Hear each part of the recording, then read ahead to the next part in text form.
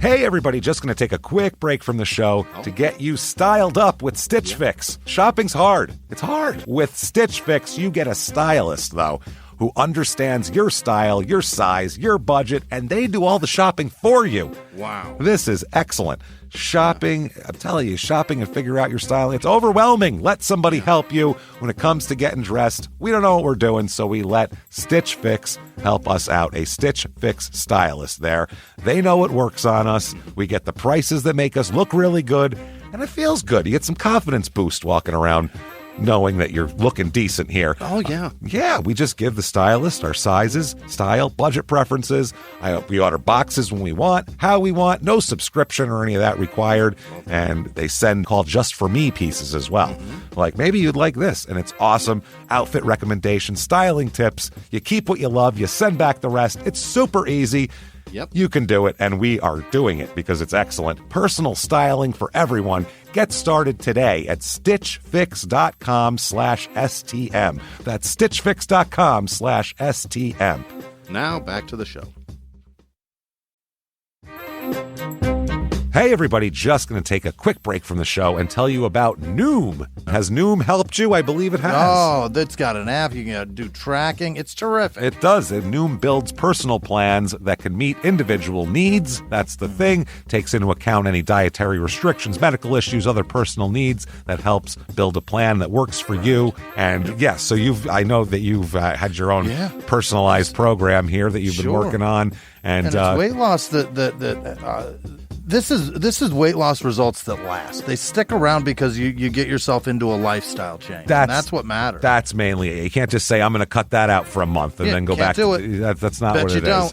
So I'm glad it's helping you. That's great. And it really does. I like the psychology and biology-based approach here. Yeah. Noom Weight uses psychology. That's why they say losing weight starts with your brain, but it also takes into account your unique biological factors, Jimmy. All of your multitude flora and fauna that goes on inside of you there. Sure. Yeah. Stay focused on what's important to you with Noom's psychology and biology-based approach. Sign up for your trial today at Noom.com, Noom.com here. Based on 3.5-year study of actively engaged Noom users with minimum starting BMI of 25. Individual results may vary. Visit our website for more information. Thumbtack presents the ins and outs of caring for your home. Out. Uncertainty, self-doubt, stressing about not knowing where to start. In. Plans and guides that make it easy to get home projects done. Out. Word art. Sorry, live, laugh, lovers. In. Knowing what to do, when to do it, and who to hire. Start caring for your home with confidence. Download Thumbtack today. This week, in Climax Springs, Missouri, a dark and disturbing murder plot turns into a complete disaster when attempt after attempt fails to produce the desired result until a cruel and violent plan is finally carried out. Welcome to Small Town Murder.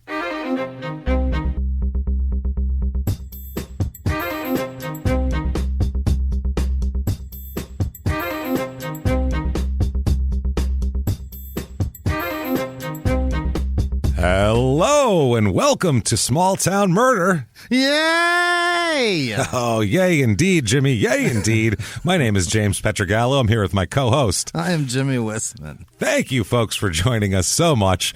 We apologize. We're laughing on the intro because Jimmy heard the name Climax Springs, and both of us looked. We made eye contact like, oh, God, it's too much. We need to talk about it. A whole spring of it. That's a lot. That's what state is this? I missed Missouri. that. Missouri. Climax Springs, Missouri. Come on down to Jizz Jacuzzi, Missouri. There it is. If you're just joining us, if you're a new listener, within 2 minutes we get the phrase Jizz Jacuzzi in there for you, so we apologize for that. No, we don't. You know why? Because it's funny, and they call their town Climax Springs, so that's why not would our you fault. do that? We didn't call the town Climax Springs. It's just a whole... Gross. That just sounds like a very large puddle, and I'm disgusted. Thank you very much for joining us this week. Hell yeah. If it's your first time joining us, this is not how we normally start out the show, So we apologize. And if it's not, thank you, welcome back, and you understand. So... yeah. Welcome aboard. If you haven't this far at all, please do things for us. Please give us 5 stars Reviews or 10 stars. helpful. Reviews on whatever platform you listen to are very helpful. Head over to shutupandgivememurder.com right now for everything crime and sports and small town murder. And if you haven't listened to Crime and Sports yet, this is a good week to start because we did Mike Tyson part 1.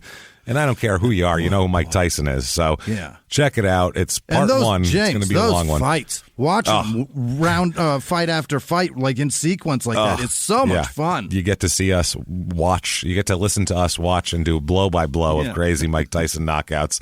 So check that out. Do that. Go over to the site. Get all your merch. Get everything like that. Patreon.com/crime and sports. The episodes are phenomenal this week. You get access to both episodes. Anybody $5 or above gets both shows, Patreon, the whole deal. For Crime and Sports this week, we do personal ads. So that has nothing to do with sports. It's we read funny personal ads from the newspapers from times gone by. And then this week, a special treat. We are going to write each other's personal ads, crisscross. I can't wait. We're going to crisscross it and try to sell each other. See how we could do. So that'll be a lot of fun. And then for Small Town Murders, we are going to do, I was watching that Lula Rich documentary that's on Amazon right now. You get to be Billy Crystal in that, damn it, because you're from New York. I have to be the fat, dumpy fucking DeVito. Whatever. He's terrific. I don't care. DeVito's hilarious. What are you talking about? Awesome. DeVito's, anybody'd rather be DeVito than Billy Crystal. The hell out of here. Come on. No one wants to be Billy Crystal. So anyway, I mean, he's made a great career and everything, but DeVito's the best. I'm sorry.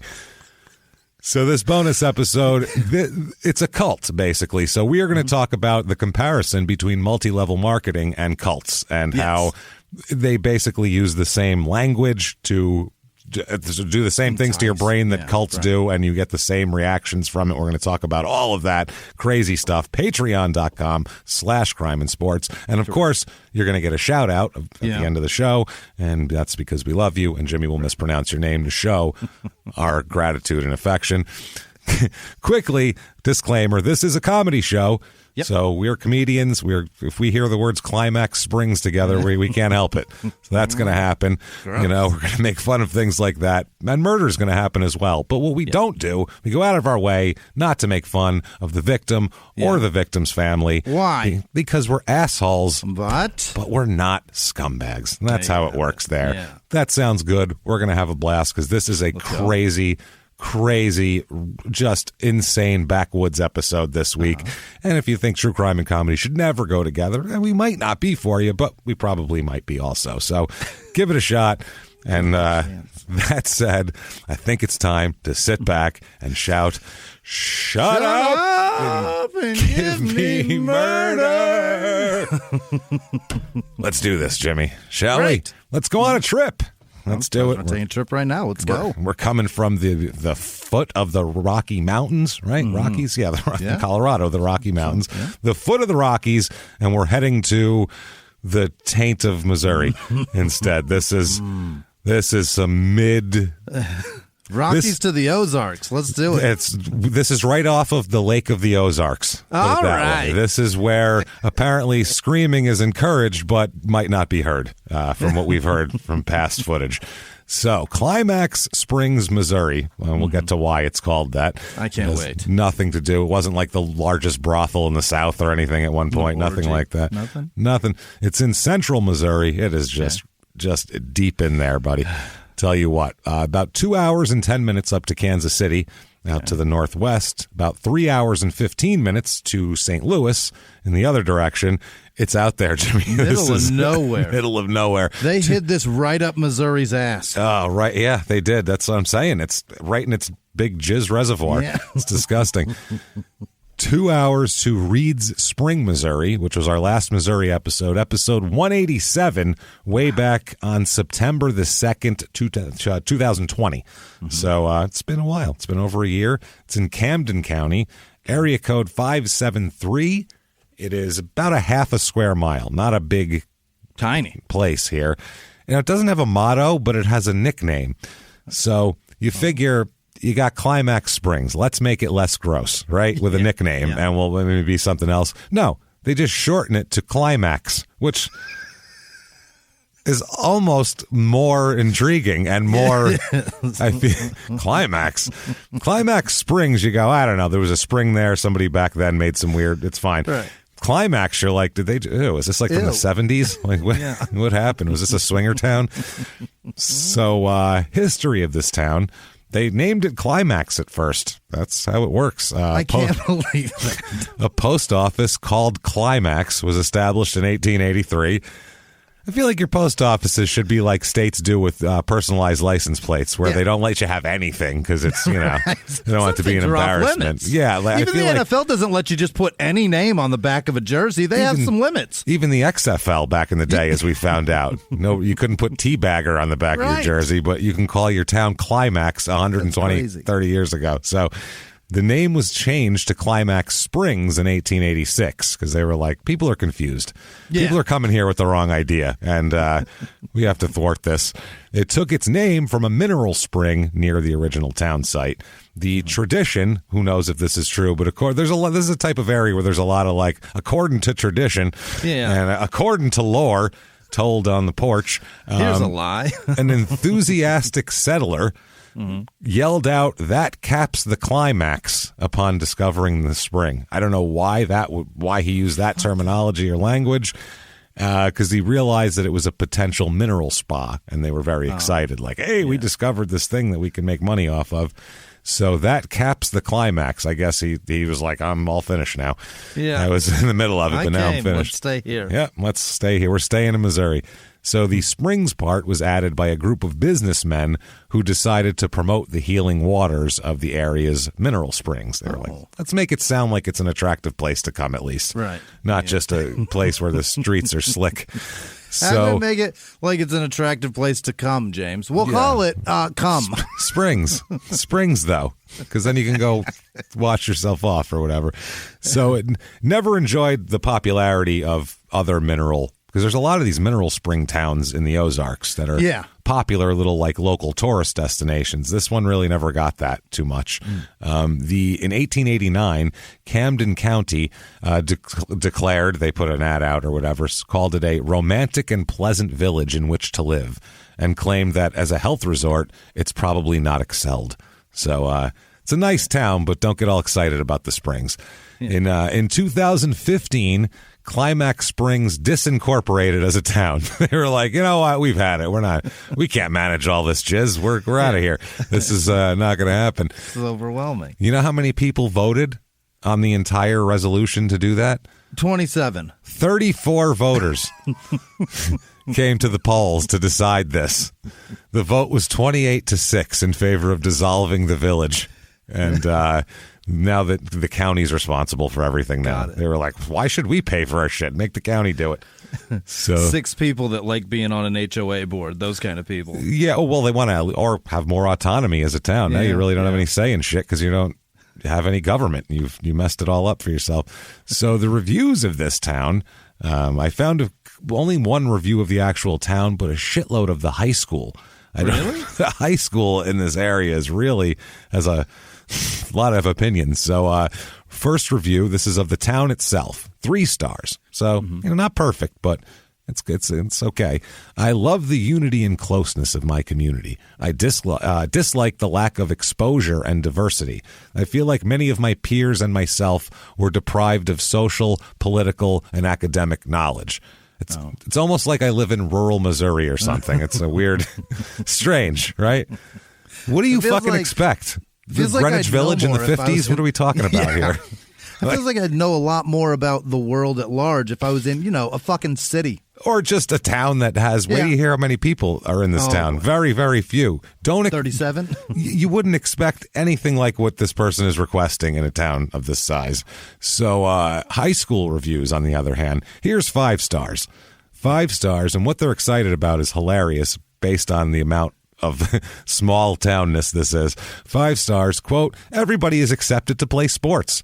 There's no such thing as tryouts. You're guaranteed to be a part of the team. You just have to keep your grades up to be eligible to play because there's not enough fucking people. Right. They can't field a team without you dummy. Yeah, they don't care who you are. Yeah, sure. Sign up. Let's do it. 3 stars here. I had several memories with friends at this school. Terrific. Had. Friends are always a big encouragement to attend school every day. I succeeded after leaving this high school because personal motivation and preparation that this high school gave me. I know that the person I am today has a lot to do with the years I spent at this school. Thank you for your inspirational yearbook inscription. We really appreciate that. Jesus Christ. And here's 2 stars. Not such a good school. Not for academics or anything like that. Not my kid doesn't know anything. Just experience. Just, quote, 2 stars now. School spirit could use a boost, not just for basketball. So, I mean, school spirit, not quite up there. That's somebody that made the team because they couldn't have a whole basketball team, and they were pissed nobody showed up. They're like 5'6". They're not that no vertical leap whatsoever. It's, So here's 2 stars again. Not happy at all with the school. 2 out of 5. Quote, students are not allowed to wear hats of any sort. That includes beanies. I'm very upset to hear this. That's the entire review. Because you can't put something on your head? No beanies. I guess it's cold there, so you would want a beanie, and then when you get there, your hair's all fucked up, so because you had a beanie on. You want to keep the hat on, and I guess that's a no-go here, so I don't know. That's a weird thing. Or you're me, and at 18 you had shitty hair anyway. You're like, I'm going to put this beanie on so I look brooding instead. I did love that about high school, being able to wear a baseball hat backward all day. And you were allowed to. That was fucking high awesome. School, nobody gave a shit. With some high schools, a lot of high schools, they weren't alled to do that, but my high school, you were, which was nice. They let us wear hats. It was great. Yeah, that's good. That's a helpful. Yeah, felt like I was fucking free. Well, you're so self-conscious as it is about everything when you're 14, and it's like now you got your fucking hair to worry about too. At least that's one less thing to worry about. You put a hat on, you're like, good. That from the neck up, I'm taken care of. Done. You're worried about like pimples. You don't need to worry about pimples and hair and all this. Yeah. Let's worry about one thing at a time with one body part at a time. Your dick's hard. You can't stop it from happening. You don't need to worry about your hair too. You know. Right. The best hair I had was my fucking sideburns, so I could wear a hat and my sideburns still. I was crushing it. I felt like display $1 million. Your Luke Perry fucking sideburns because it's 1993. 1996. Yeah, probably too late to have them. Mid-90s. Yeah, 96 is too late to have the sideburns, man. That's no good. You had to get rid of those by like 94. I was pushing it too. 94 is pushing it. That's really pushing it hard. Hey, man.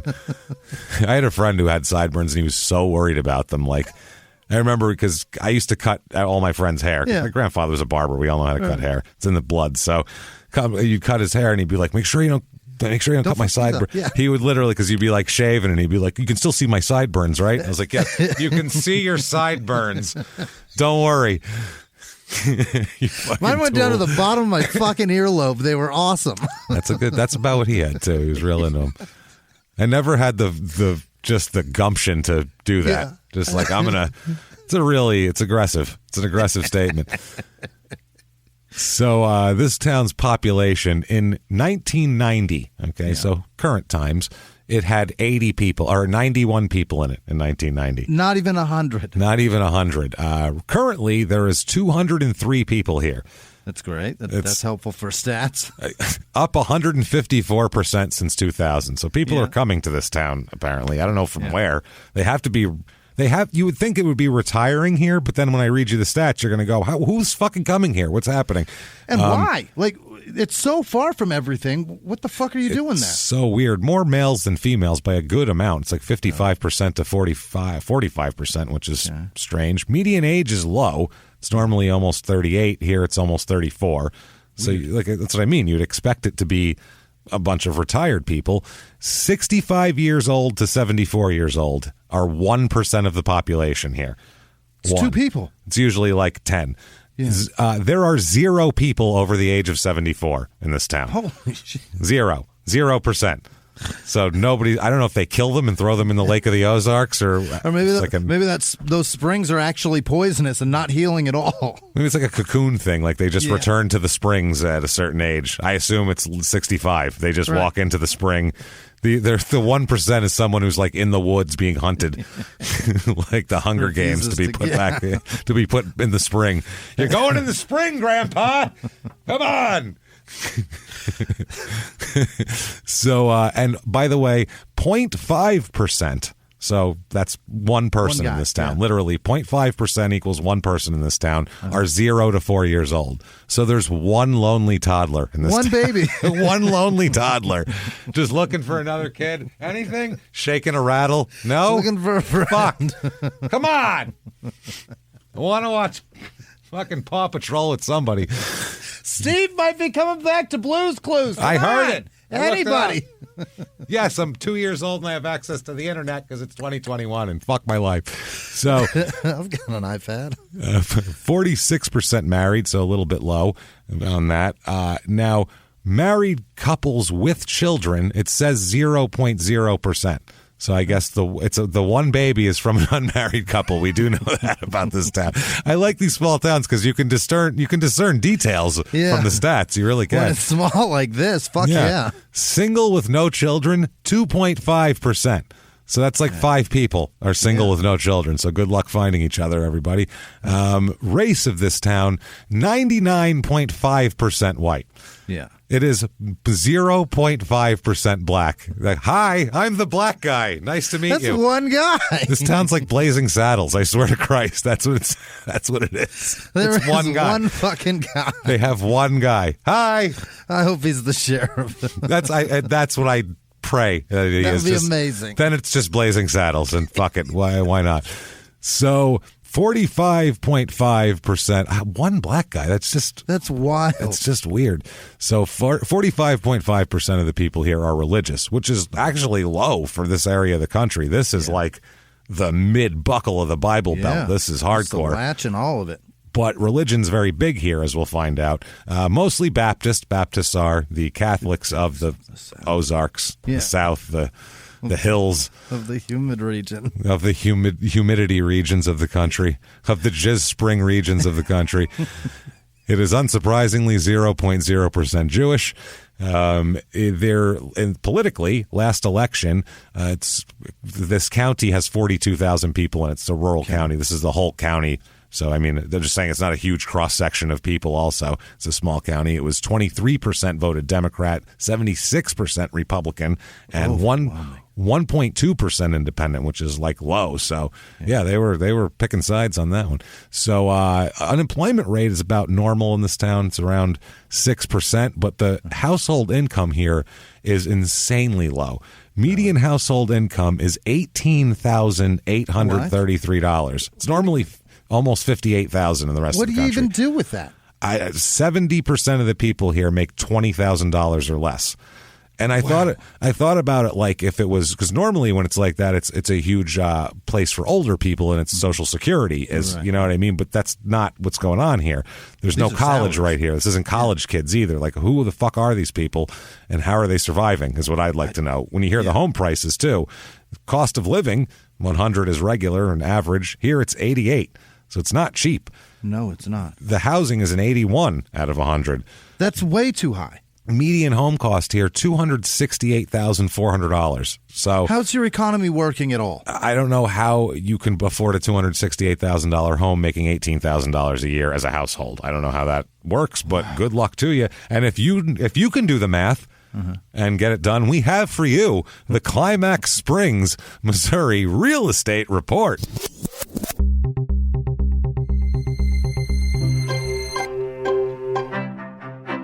The average 2-bedroom rental here goes for about $680. That's like half the regular. So that seems like the way to go. Yeah, if you can rent a place. But all the properties most of them have acreage is the problem. So you need a big place. I found a few here.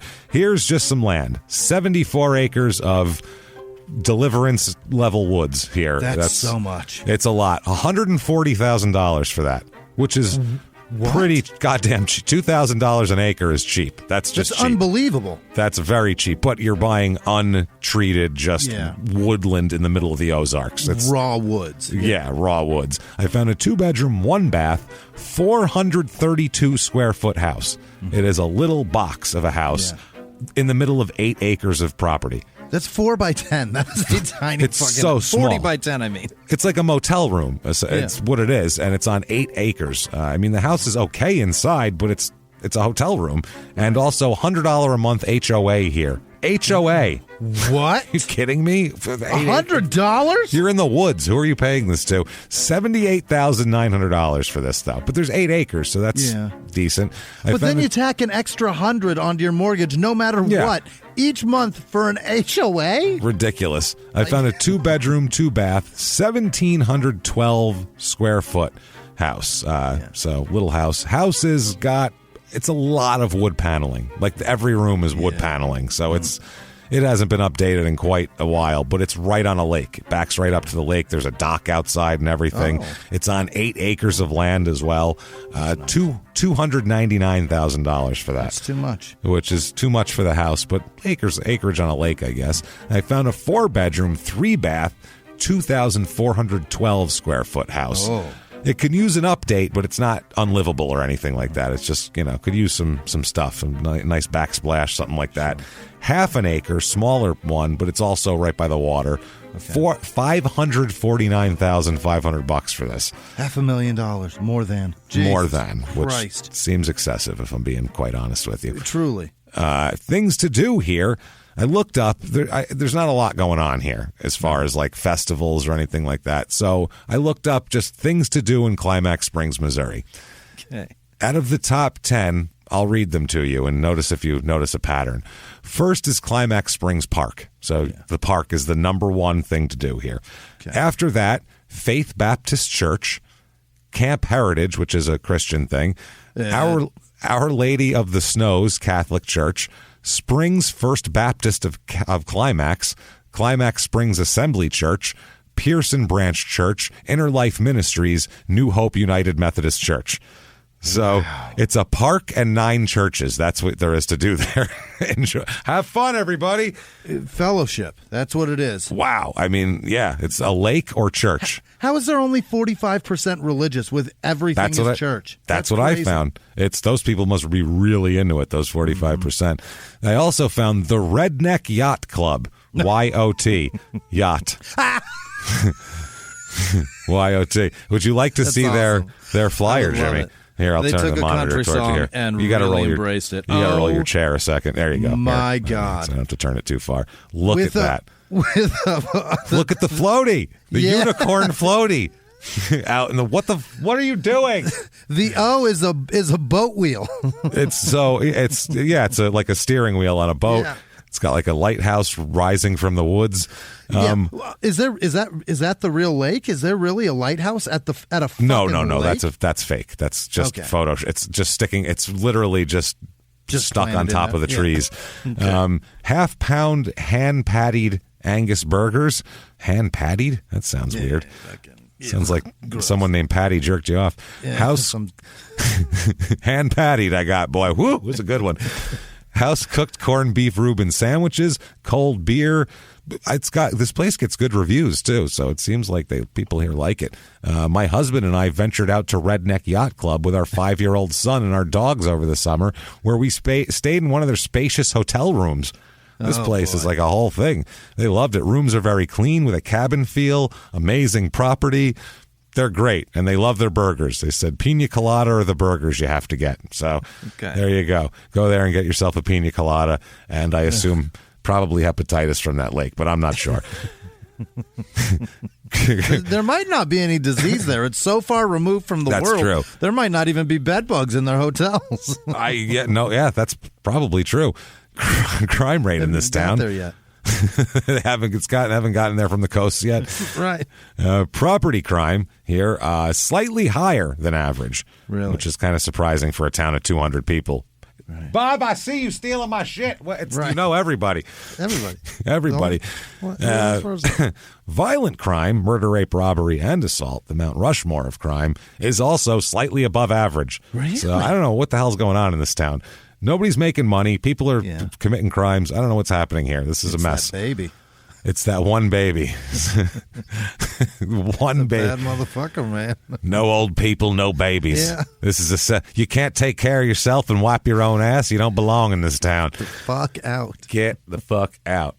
So that said, let's talk about a murder that happened here. Absolutely. Okay, to discuss this murder, we must get in the time machine for a moment and hurl ourselves all the way back to 1980. All right. Terrible hair, awful clothes, and cars that look huge and don't go anywhere. Stimulus world. Any kind of speed. I was the baby in this town. I was the one baby. Hi. So, thankfully not in this town, though. But we'll go back to Friday, August 22nd, 1980. Okay. It's 8 a.m. on Friday morning, and the Camden County Sheriff, Larry Whitten, receives a call at his home. Okay. At the house. At the house. That's how small of a town this is. Call the sheriff's house. Yeah. Of course I got the number. Yeah, we all know the sheriff's number. We all know his home number. If Betty answers, tell her thanks for that pie, and I'll bring the plate back to her next week, all right? Okay, thank you. To call the police, you don't call 911 there. Nope. You dial 7 fucking digits. You call Larry's house, Larry Whitten's house. Yeah, 925. And his wife picks up every time, and she'll give him the phone, even if they're busy. Yeah. They get a call. He gets a call from this poor bastard who finds it. Gets a call from a rancher, a farmer/rancher who was off looking for some stray cattle that had wandered off. Okay. So he gets a call. Larry, hi. This is Farmer Bill. Yeah. How you doing? Just got to tell y'all, I found me a body out here. I was looking for cattle. Found something worse. Much worse. Tripped over. It was 15 feet off a rural road just outside Climax Springs, between Climax Springs and Greenview. If you're looking at a map, it's toward the Greenview, but it's still kind of closer to Climax Springs here. Found here, 1.2 miles north of Highway 7. Along Lake Road 7-13. These are rural roads. Yeah. When you're getting dashes, that's a rural road. Yeah. Lake Road 7-13. They didn't even bother naming them. They're just like, there's 13 roads around the fuck. Just name them 1 through 13 Lake Road. We ain't got time for this. So imagine being the farmer that finds a body too, because you're out looking for cattle. This is what I mean. Don't go out. Stop going outside, everybody. Stay in your house. Just stay home in your house. And because this guy's whole day now. If he had plans for like lunch, it's not happening. No, if he didn't find the cattle yet, they're gone. They're gone. He is there for the rest of the afternoon, standing in a field, talking to Larry about what he found. Saying his story 13 different times. Yep, to the same guy. So this body, in particular, has 2 pretty gnarly bullet wounds in it. Oh boy! High power, close range. Yeah. One in the heart, one in the head. So really? Somebody was making sure that this person was gone, and the body was like off in the brush about 15 feet off the road. So not the best dismount there, I would say. But this body, and they don't think it's been there very long because people have been by here, but there is a serious, serious amount of decomposition because it's August 22nd in Missouri. Oh, boy. So even a few days, it is going to go fast on a hot, humid day. There's a lot of parasitic action, a lot of insect activity. It's going to be, really, really fast. So this is, this poor guy gets a call at home. Delaying rapidly in the hot weather. The wounds are above the left ear was a bullet entry wound, and another was in the right portion of the chest. Both, they eventually recover .45 caliber bullets from this. Wow. So one in the heart, one in the back of the ear with a .45 is dead serious. You're meaning that. That is not an accident. So close, gunpowder burns surrounded both wounds. So we're talking contact. This is like hit. This is like mob hit type of wounds. Like really fucking getting the job done. This is something that's not like when you see this, you don't go, well, I mean, clearly he was hit by a stray. This is certainly on purpose. So he was cleaning it and it went off. He must have been cleaning it went off. So we won't talk about exactly who that is right this moment, but you'll figure it out pretty quickly. We'll put it that way. It's a male person. We'll say that. So let's talk about a gentleman here. Okay.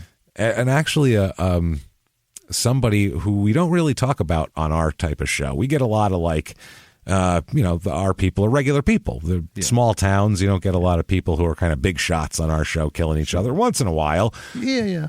We get the rich murders, the upper class suburb murders and stuff lady like that. That has a boyfriend and she's a polo player. There you go. There's been a bunch of them, but usually when we're in the backwoods like this, it's never like that. It's a lot of trailers and things. Yeah. We're going to talk about Dr. Duncan Danforth. Oh, Doctor Duncan Danforth. It's a lot. He is a retired surgeon, Dr. Duncan. So Dr. Duncan's been doing some Duncan. He's with his scalpel. He's 75 years old at this moment in 1980. So he's, been out there. He comes from a prominent family. He's moved here in the last few years from Texas. Oh. He lived in Texas his whole life. They had AMI Danforth Hospital was his named after him. His father started it in 1905. Holy shit. He began practicing. The place where they were in Texas had 300 residents at that time, and he was the town doctor, so he made the town hospital. Wow. And then when Dr. Duncan came aboard in 1935 to join the practice, so he was born in 1905, so he was 30 at that point. Right. He comes aboard in 1935. They expand it to be more of a modern facility because technology was advancing super quickly. Oh, rapid. Rapid. So they were just getting new equipment and new things and new doctors that knew things and they were from different places. So they ended up doing that. They came up with the Danforth Clinic in 1937. They had 6 beds for the delivery of babies, and it was basically for delivering babies and minor surgeries, kind of outpatient type stuff. So things like that. And by 36, 37, they grew so much they had to hire other doctors, and it ended up turning into a 120-bed facility. So a pretty large hospital. Quick turnaround shit.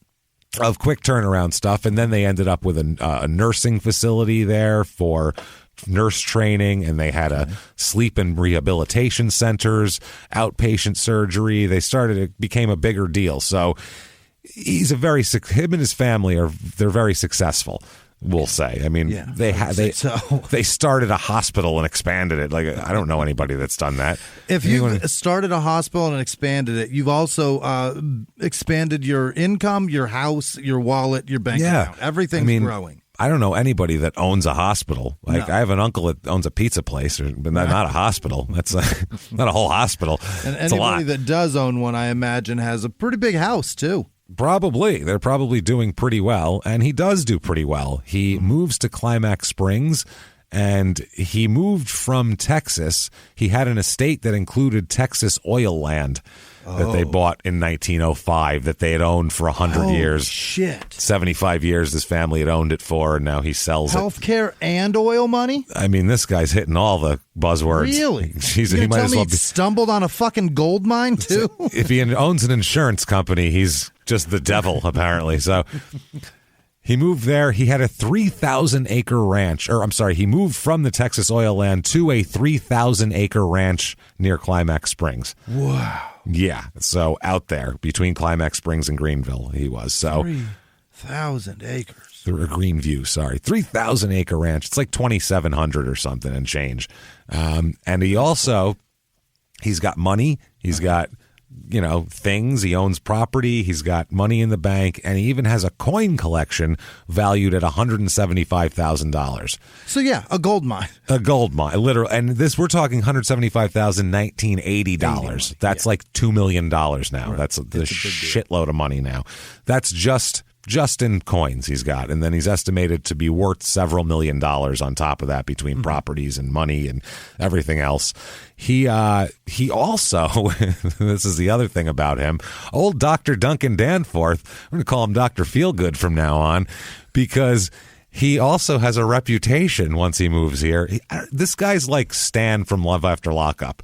Yeah. If you've listened to the Love After Lockup Patreon episode or watched Love After Lockup, Stan's a 65-year-old guy who had a wife that died. He's a widow, and he wears like a We're 50-50 on whether it's a hair piece or a bad comb over. We're not sure. Hairpiece. The funny thing is, people who are talking about it in the groups, they're 50-50 on it too. Everybody is. They're like, but it's the same argument too. They're like, but why would he wear a piece that looks like a comb over? That makes no sense. But I'm starting to, Jimmy, I'm on your side now, actually. The newest episode, he didn't dye the sides of his hair but so the top is still fucking the same color. Yeah. So now I'm like, you know what? He might have just got a terrible rug. It might be, James, it might be like fucking hand-woven stitched onto his head. It may be somebody else's hair that's now permanent. And I'm not sure, but it looks awful. It looks like a comb over. If you're going to get a rug, get yourself like a Frankie Avalon, you know what I mean? Like, do it right. Yeah. Get yourself a head of hair. Get yourself a Karate Kid quad. Oh, yeah. Get yourself a big, thick guinea head of hair. Get yourself something like that. Don't make it look like you combed it over. That is terrible. Don't make it look like it's bald. It's better to have a toupee than a comb over, right? Yeah. Isn't that less embarrassing? That's the idea of the toupee, yeah. Yeah, I feel like it's less embarrassing. Like, because you're like, well, they're trying to fix it. They're making an effort.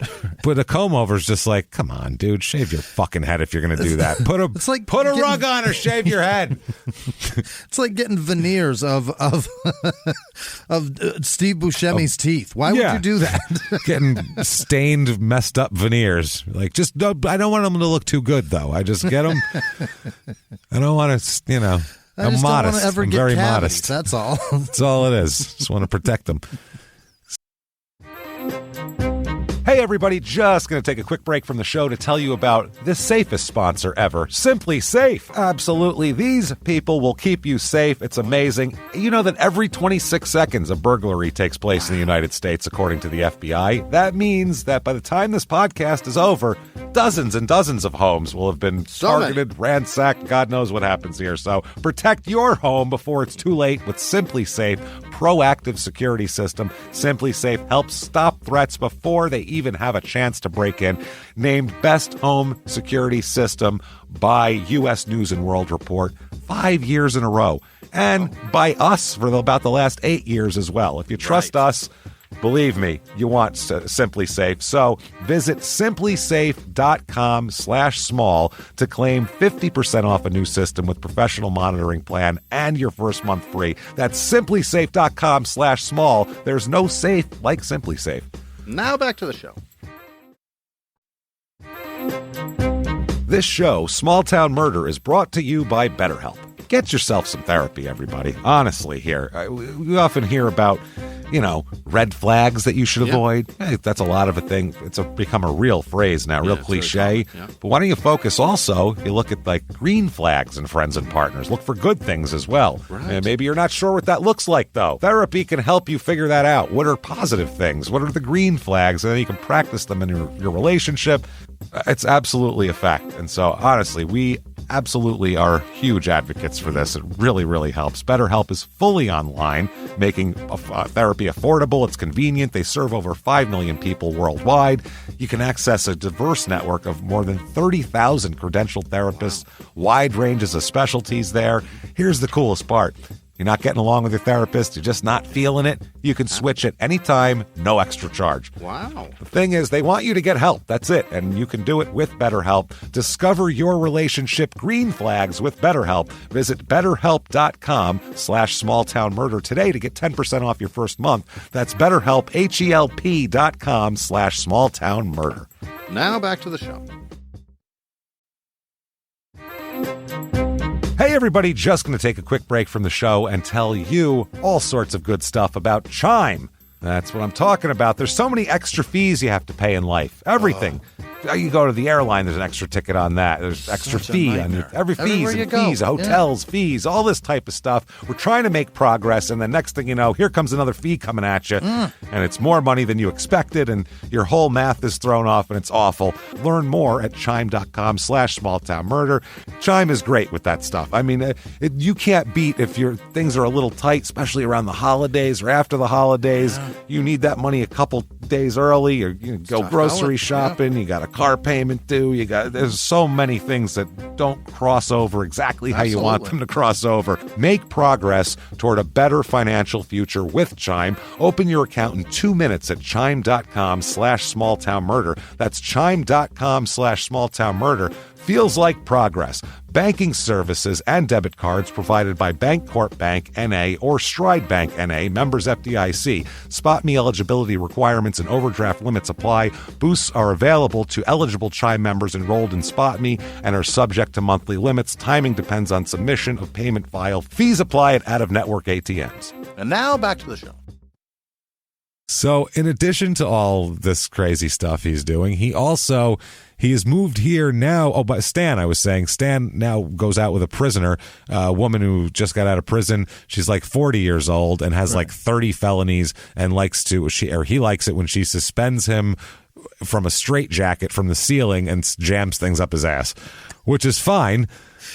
But he comes from like a conservative background, and he was married, and him and his wife have the 2 daughters, and they were like, grandma and grandpa for all these years, and then grandma died, and grandpa's like, let's stick something up my ass. Let's see how that straitjacket goes. I have worked hard all my life. Yeah. I've accumulated $2.3 million. Fuck my ass, please. Fuck my ass while I can't even run away, please. Fine. No, I'm not. To each his own. I don't give a shit what you do. Can I run away? Saying. I can't even put a hand in the way. It's a change of life is what I'm getting at. It's a late life like crisis, I guess, for lack of a better term, where you're just like, I need to be a different human being. Or they're just being themselves finally after all these years. Well, Dr. Duncan apparently himself is an elderly man who has a real penchant for young women and drugs. He likes young ladies and pills and weed and all sorts of drugs. He carries around a bunch of weed and pills and a .45 handgun in his black doctor bag, like his little house call doctor bag, sitting on the front seat of his car all the time, full of drugs and a fucking .45 handgun. And how old is he? 75 years old, a retired surgeon from Texas. Fuck yeah. He's living like he's in Boogie Nights, for Christ's sake. This is what his lifestyle sounds just like Boogie Nights when you get into it, except he's old as shit. And he does all of this on his 26-acre ranch. His son Frank even said that his father has a constant stream of young female visitors from Kansas City. He just brings in girls from the city all the time. He says that they stay a couple of months at a time. He gives them money. Some of them he bought cars, handguns, quote, expensive pets. I don't know what that implies. Yeah, entails. A fucking cockatoo or some a big boa constrictor that they somebody pulled out of a tree. Kansas City with a full-grown tiger. Yeah, I don't know, like a Tibetan Mastiff or I have no clue what he's buying, but expensive pets, cars, and handguns. Wow. And they'd get these things and then go back to Kansas City. Wow. I guess so. He's living quite the life, Dr. Duncan. He's certainly going to spend it all before he goes in the hole. That's what he's doing. Yeah, no, Dr. Duncan's got plenty of cash, though. That's the thing. He's got plenty. He doesn't even need to worry about it. He's got so much. Yeah, my point, I'm just saying his plan is to just fucking start. Yeah, fuck it. I'm not going to run out of money, so I'll just have a ball. And, when I die, I think is how he's doing it. At the time that this is going on, August of 1980, his son Frank is being paid $400 a month to live with his dad at the ranch. I don't know if he's got duties to fulfill ranch duties. I'm sure if feed the chickens or something. I don't know. No exotic pets for Frank though, huh? Oh, I don't know if he's buying him like any lemurs or anything, but he's. I bought you a puma. Thank you. Happy birthday, son. Enjoy an Impala. What? There you go. Huh? Who wants that? A 63? Nope. Nope. He's pretty young, maybe. actually. I'd be careful. Those claws are pretty sharp. Anyway, moving on. Here's your $400. Yes. So at the time, $400 a month you could live on, too. Like that was a living wage, and he had a place to stay. And Dr. Danforth paid his daughter and his son-in-law $600 a month to stay there. So he's shelling out $1,000 a month to his kids for, I guess, ranch work and just hanging out, being at the ranch. I'm not sure. Frank said, though, always with these women coming in and out, He's into drugs, like I said, carries the 45 and a bunch of drugs in a black. He's an old man and he's a doctor with a doctor bag. So no one would ever look in there. Yeah. No, he could get pulled over. Yep. No one would ever look in his doctor bag. What do you got in there? Your stethoscope? Sure, I'm sure doctor. Do. Yep, sure do. Nope. Shitload of weed and a 45.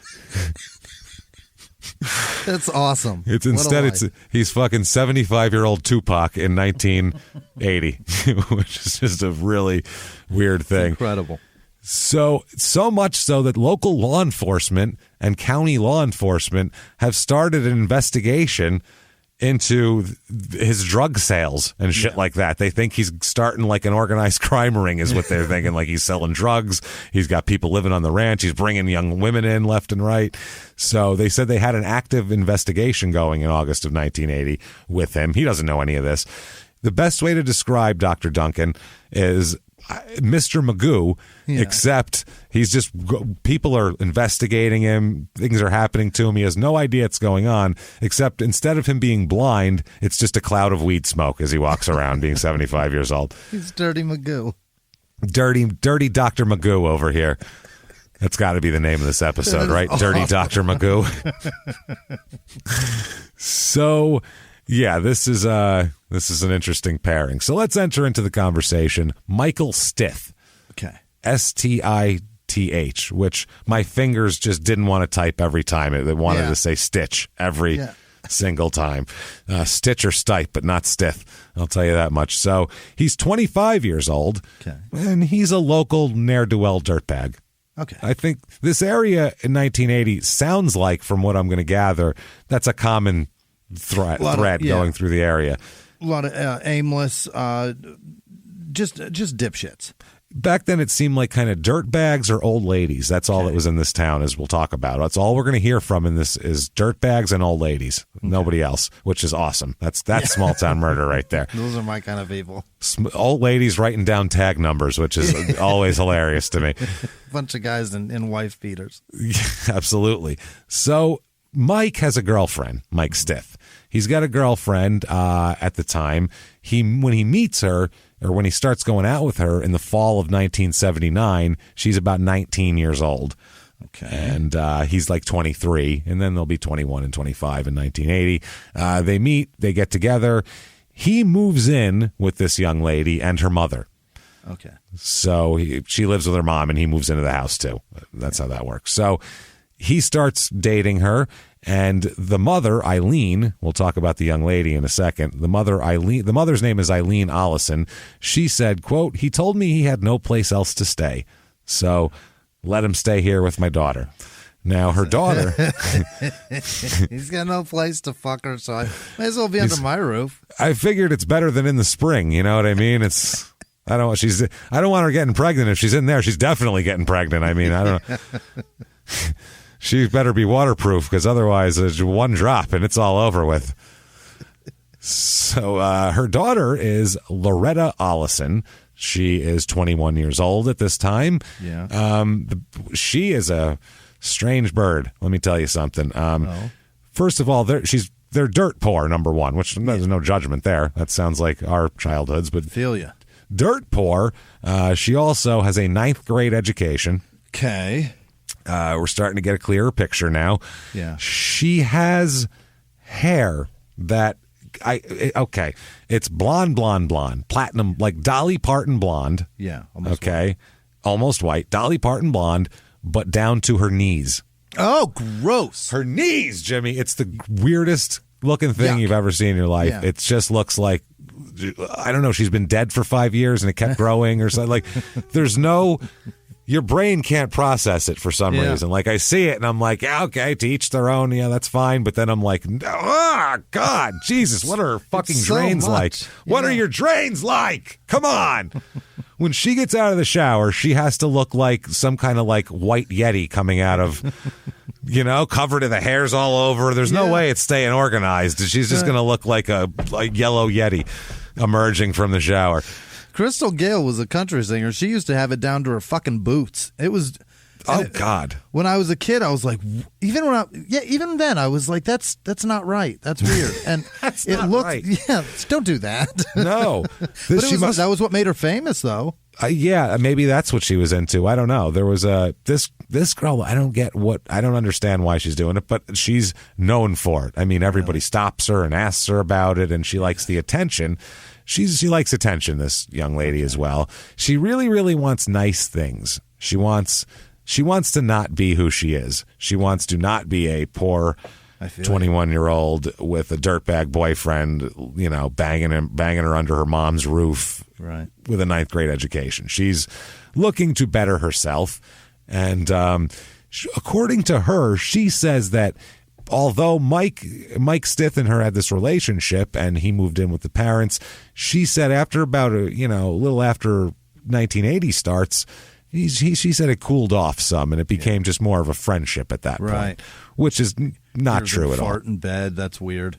Yeah, she's like, oh God, her hair blows in the breeze. And Stitz, you farted in my hair again. If you hear you farted in my hair again, I think the relationship is on life support at that moment, right? That's disgusting. Oh God! Now I have to get the herbal essentials and really scrub it out of there. You know how long it takes me to brush this? I gotta wash it with tea tree now. God damn it! I think that's what's going on. That probably happened though. So, her aunt, or his aunt, Stitt's aunt, a woman named June Patrick, she said that whenever she was around them, even after the time that Loretta says they were just friends, they, quote, acted like boyfriend and girlfriend. Okay. And when they were at her house, she would sit on his lap, showing affection for one another, like people who are together would do. Like a relationship. Yeah, not like people who broke up and now are just friends. That's right. Sit on my lap, ex-girlfriend. That's strange. Now, Dr. Feelgood over here, Dr. Duncan Feelgood. He's crushing it. He's having quite the life. He's like, I worked my whole life for this. Yeah. I went to medical school. I did residency. I built a hospital. I lived in fucking Texas doing this whole bullshit. I did all this, built it up, everything. It's time to fuck now. Let's do it. He's doing climbing ladders. He's climbing ladders to hit 6-foot bongs and yelling at Frank, I pay you $400 a month. Light the stem. Light it. Let's go. That's your job now. You feed the chickens, you light the fucking tall bong. That's what you do. Pull it. Let's go. Pull the carb, you fucking pussy. Let's go. Bring in the 19-year-old. I want to do a line off her ass. Like he's crushing it. He is having quite the life for himself. And in the late 70s, too. It's awesome. Like he changed his wardrobe up and got some big collars and shit. Yeah. And he was like, this is what they're wearing now, right? Okay. I just picture him like DeVito in Always Sunny when he's in the club with Mac. Yeah. And he goes out. He's like, go for it. Right, Mac? Go for it. That's who he is, I picture. Rich as fuck. Whatever the kids are wearing, give me that. Packing heat. He is Frank. Holy shit, Frank. He's Frank. He's definitely Frank. He's Frank Reynolds. He's Frank Reynolds if Frank Reynolds was a doctor, but it doesn't matter. Rich old guy. He named his son Frank, James. He named his son Frank. It's amazing. His dad's name was Frank. Yeah. So basically, his son says that these young women occasionally would even try to harm him. Yeah. Because, this is a transactional relationship, so it's not really based on any sort of mutual admiration. You beat him up, you take more. Yeah. They said when he was asked later on, did you ever see anyone attempt to hurt Dr. Danforth? The son, Frank, said, quote, his girls. They were glad for a while and mad most of the time. I saw one of them try to slap a knife in him. Jesus, that's a very Texas way to put that. Yeah. Just try to slap a knife in him. It's very casual, isn't it? Yeah. For like a stabbing. Wow. He said. Paints a picture. It definitely paints a clear picture. Frank also said that he got to know one of the women known as, Jesus Christ, just knew her and, quoted her as, quote, Diane the Hungarian. Okay. Diane the Hungarian. Yeah. He says, quote, I don't want to say the cuss word she'd say. This is Frank. But she'd call them off and say, I'm going to kill you just about every time we were around the two, where the two were. So she's screaming she's going to kill him all the time. Yeah. So yeah, he's had some threatening shit going on. Frank also said that the woman would get pretty good sums of money from Dr. Duncan Feelgood here. Well, it costs a lot to put that in your mouth. Well, yeah, one named Kathy got $1,000 a week. Wow. So that's like, these are escort prices for back then. Right. I don't think these women are coming in to like, he didn't meet them, like this is like a seeking arrangements type deal. Right. Like he didn't meet them in a bar and was like, oh, I met this woman and we're trying out a relationship. He rented a woman for a while. Yeah. He found somebody in Kansas City with a stockpile and he pays for this. Want to come stay at my ranch? I'll pay you $1,000 a week. We'll do a pretty woman and then, there we go. Hang this in your mouth every now and again and then you go. Yep. Diane the Hungarian was getting $1,500 a week for living with him. She's $1,500 a week. Yeah, that's big money. $6,000 a month. That's great. That's not for fucking 1980. Holy shit, that's a lot of money back then. The son said if they weren't getting money, that's the reason they'd come and leave. Then they'd come back when they wanted more money. So these women would come in. It's a crazy life he's leading from before. If you're his kids, you got to be like shaking your head going, what is dad doing? Holy shit. Is he spending all our money? He's spending all our money, isn't he? That's not my inheritance paid for a Hungarian this week. We're going to have nothing. Right. He's giving it all to Diane the Hungarian. This is fucked. Another young lady that Dr. Duncan Feelgood has a penchant for is Loretta Allison. Oh, really? He likes that long hair. Matter of fact, he's liked her since she was 16 years old. God damn it. So Duncan. He was 70 and she was 16, and he already had declared that he wanted to marry her. Oh, good Lord. He's a 70-year-old retired creepy guy who wants to marry a 16-year-old. That is... But in this area of the country, it's very Jerry Lee Lewis at that point, where they're like, I mean, he's got money. I mean, you marry him, he ain't going to live forever, and then you going to get it all. I mean, you should do it. 30, 40 grand takes about a year off his life. So if he's got $2 million, what is he, 26? But that's kind of what's going on because she and her family enjoy the money is the thing. Sure. They like that because he starts at 16. He begins to shower her with expensive gifts for years. Yeah. For years. And the parents are okay with this. Like, no, stop. Hey, old man, stop buying my teenager presents and declaring your undying love for her, please. Thank you, you old creep. Very gross. Sending it to just her is grooming her. Sending it to, like, for all of our benefit is grooming all of us and indoctrinating all of us into this. No shit. He ended up buying her a mink coat. Oh, boy. A Corvette. Oh? He bought her a fucking Corvette, man. That's... An 80s? That's probably... Or earlier, if it was used. That's who awesome. Who knows? Yeah. Either way, he bought her a goddamn Corvette, which for... Unbelievable. A 20-year-old is pretty cool. Yeah. And a mink coat, and then eventually also buys her a diamond ring. Yeah. And with that diamond ring, my friend, comes... There's a price to pay. There's a price to pay, and that's you got to marry him now. Forever. That's an engagement ring. Yikes. So finally, in mid-1981 or 1980, she agrees. Really? Over the summer of 1980, she says, you know what? Fine. I'll marry this old guy. So Loretta is going to marry Dr. Feelgood. This is the backwoods of Missouri. We have a 75-year-old man and his 21-year-old platinum blonde down to her knees, soon-to-be wife. This is some weird shit that's happening right now. You're not Mick Jagger. No. You have to you have to be a rock star for like 45 years for society to find it acceptable for you to bang someone 50 years younger than you. You just have to. Expanding a hospital will not do it, Doc. No. You have to be able to fill a stadium for that. Otherwise, you're not getting that kind of all year long action. Anytime you want. Yeah. So early August 1980 comes around. Mm-hmm. The wedding is set. It's going to happen very soon. The proposal happens the month before in July. And Michael Stith he still lives there, though. He's still hanging around. She still lives with her mom, and Michael still lives there as well. Okay. So very strange goings on. Michael Stith, in early August 1980, calls a friend of his in Olathe, Kansas. Or Olathe, I don't know how you say that. With an Olathe. E. Yeah, with an E. Yeah. Olathe, Kansas. It looked like a lathe, like in a wood shop is what I thought of it. That's what it is. Yep. Olathe, Kansas. Calls his buddy there. He's got a pal named Harrison Detroit Williams.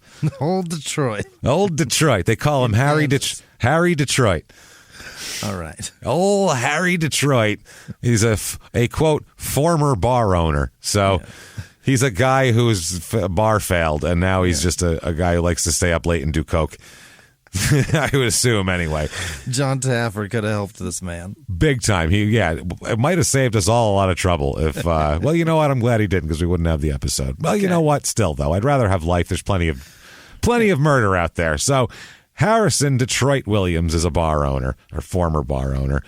Stith calls him and he says, listen, I need you to do me a favor. Yeah. I need you to, quote, rough up an old man who's given me a hard time. Right away. Yep. I need you to rough up an old man who's given me a hard time. Huh? Detroit should be like, why can't you? He's an old man. So what is he, like, flicking your ears? He's an old man. He's fucking with you? I don't understand why you need me for this. How badass is this old man? And the great part is Williams, how Stith found Williams. They're not like buddies or anything. No. They didn't go to school together. Williams is the ex-boyfriend of Michael Stith's aunt. So what? That tells me he had to have said, hey, Aunt Kathy, who was that one guy you used to go out with? He seemed like a real scumbag. You got his number? That's what she had to say at some point. Do you happen to still have Detroit's number? You got Harry Detroit's number because, I mean, he was an untrustworthy, swarthy character, and I really feel like he's got the qualities I'm looking for the particular job that I need done today. What do you say? What the fuck is going on, man? So, old Harry Detroit said, quote, he told me there was an old man down there where he was living that was giving him a hard time, and he asked me if I could do anything about it. Yep. Sure, I'll push him down, I guess. He's an old man.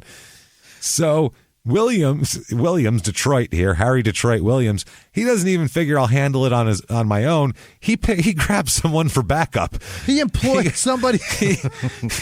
He grabs Jack Percy, another Olathe resident, who's a 25-year-old unemployed construction worker. Hey, what do you think about punching old people?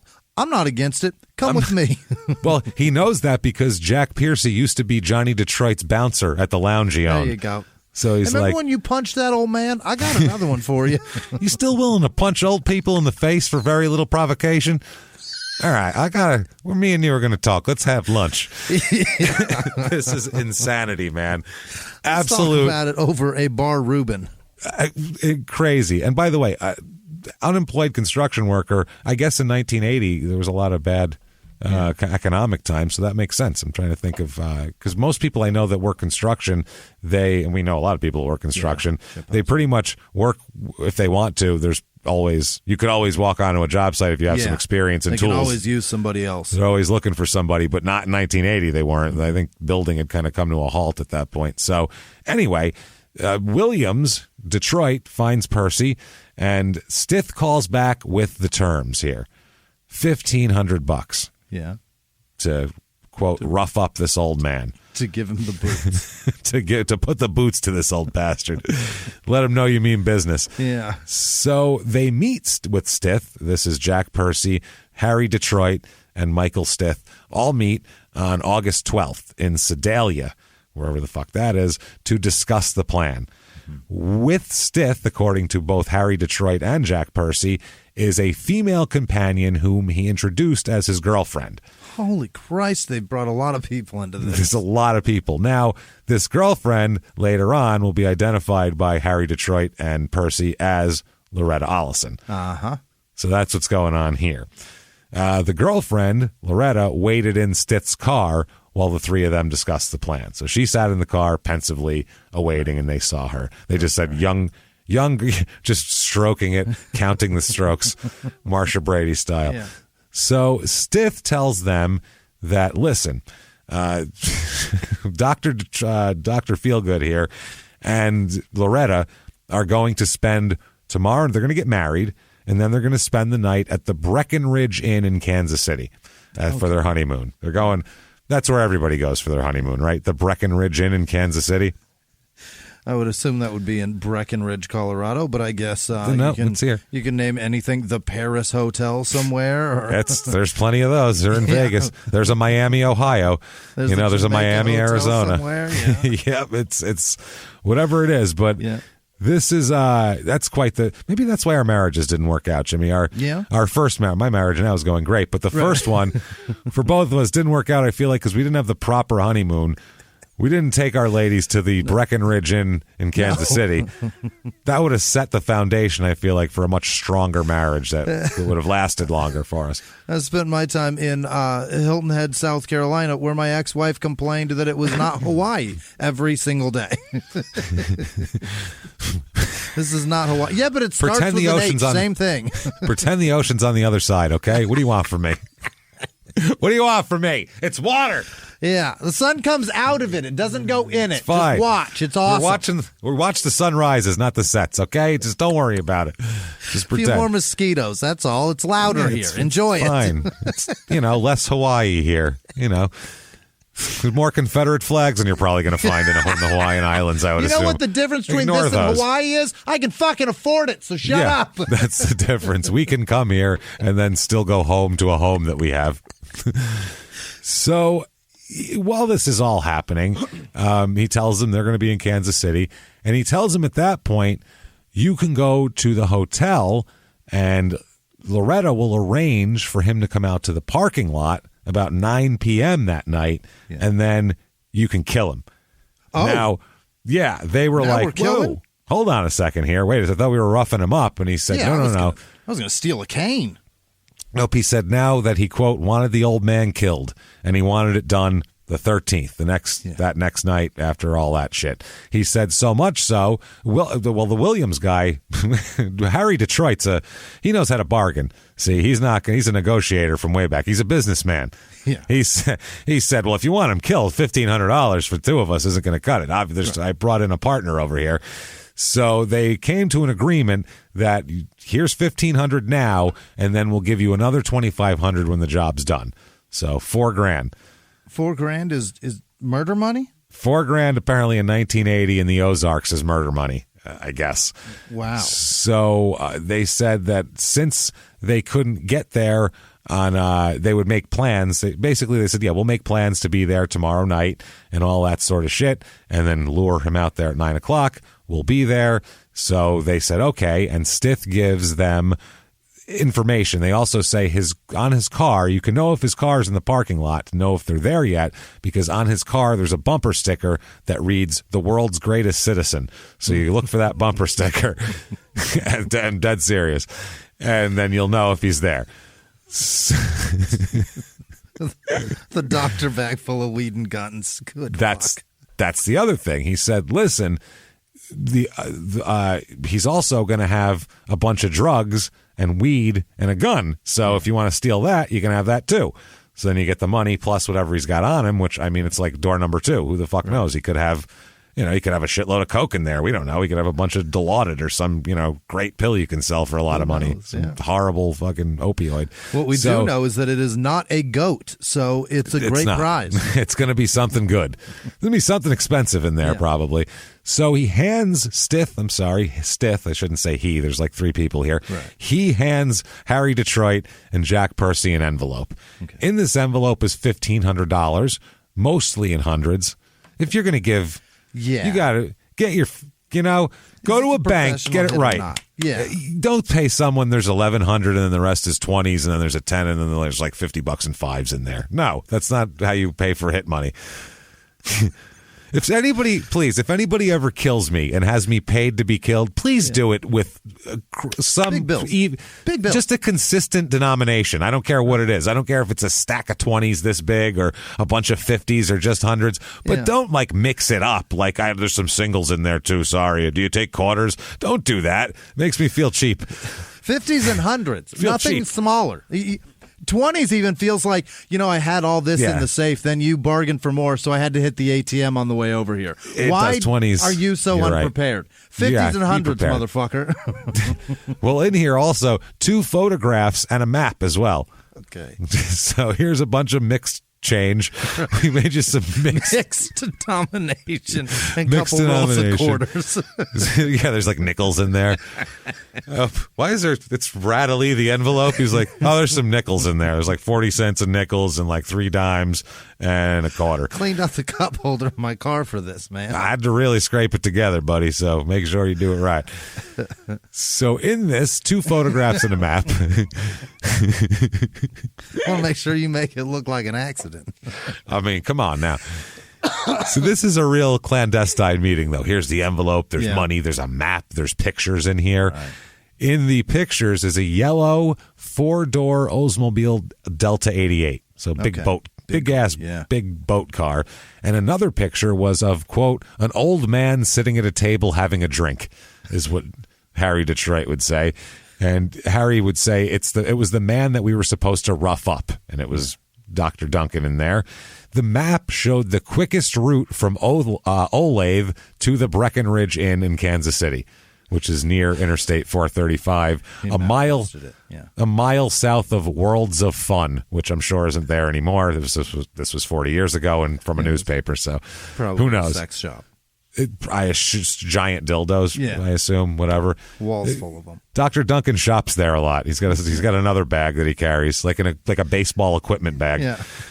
One of those. So that's where it is, and they said that's where it should take place. Go there. Let's do it. And like we said, he said also he's got narcotics, he's got weed. They said he carries in his car sometimes up to 4 pounds of weed around with him. Jesus Christ. Pounds. Imagine that this car just stinks. You can't have 4 pounds of weed and not smell it. You can smell that shit. Bag? That's not airtight. Not in a doctor bag. He'll put it in the car, like in the trunk. He'll just have 4 pounds of weed. He's got a bunch in his doctor bag, just to have at the handy. But if you need weight, you go to the trunk and... Fucking crazy. Dr. Feelgood will hook you the fuck up. And but yeah, he also has other drugs, pills, powders, and a .45 automatic in his bag. So that's how he does that. So that's Tuesday, October 12th, like we said, all the photographs, everything like that. August 13th, 1980 is wedding day. All right. Wedding bells are ringing. Can you hear it? Oh, the bride is just nervous, getting her hair done. I'm sure she's got her mom there. Smell them. You can smell the flowers. Photographers are getting their film loaded. Yeah. Everybody's getting their rice ready to throw. Somebody's got a bad attitude about what's happening. There's a bridesmaid who had a real rough night last night.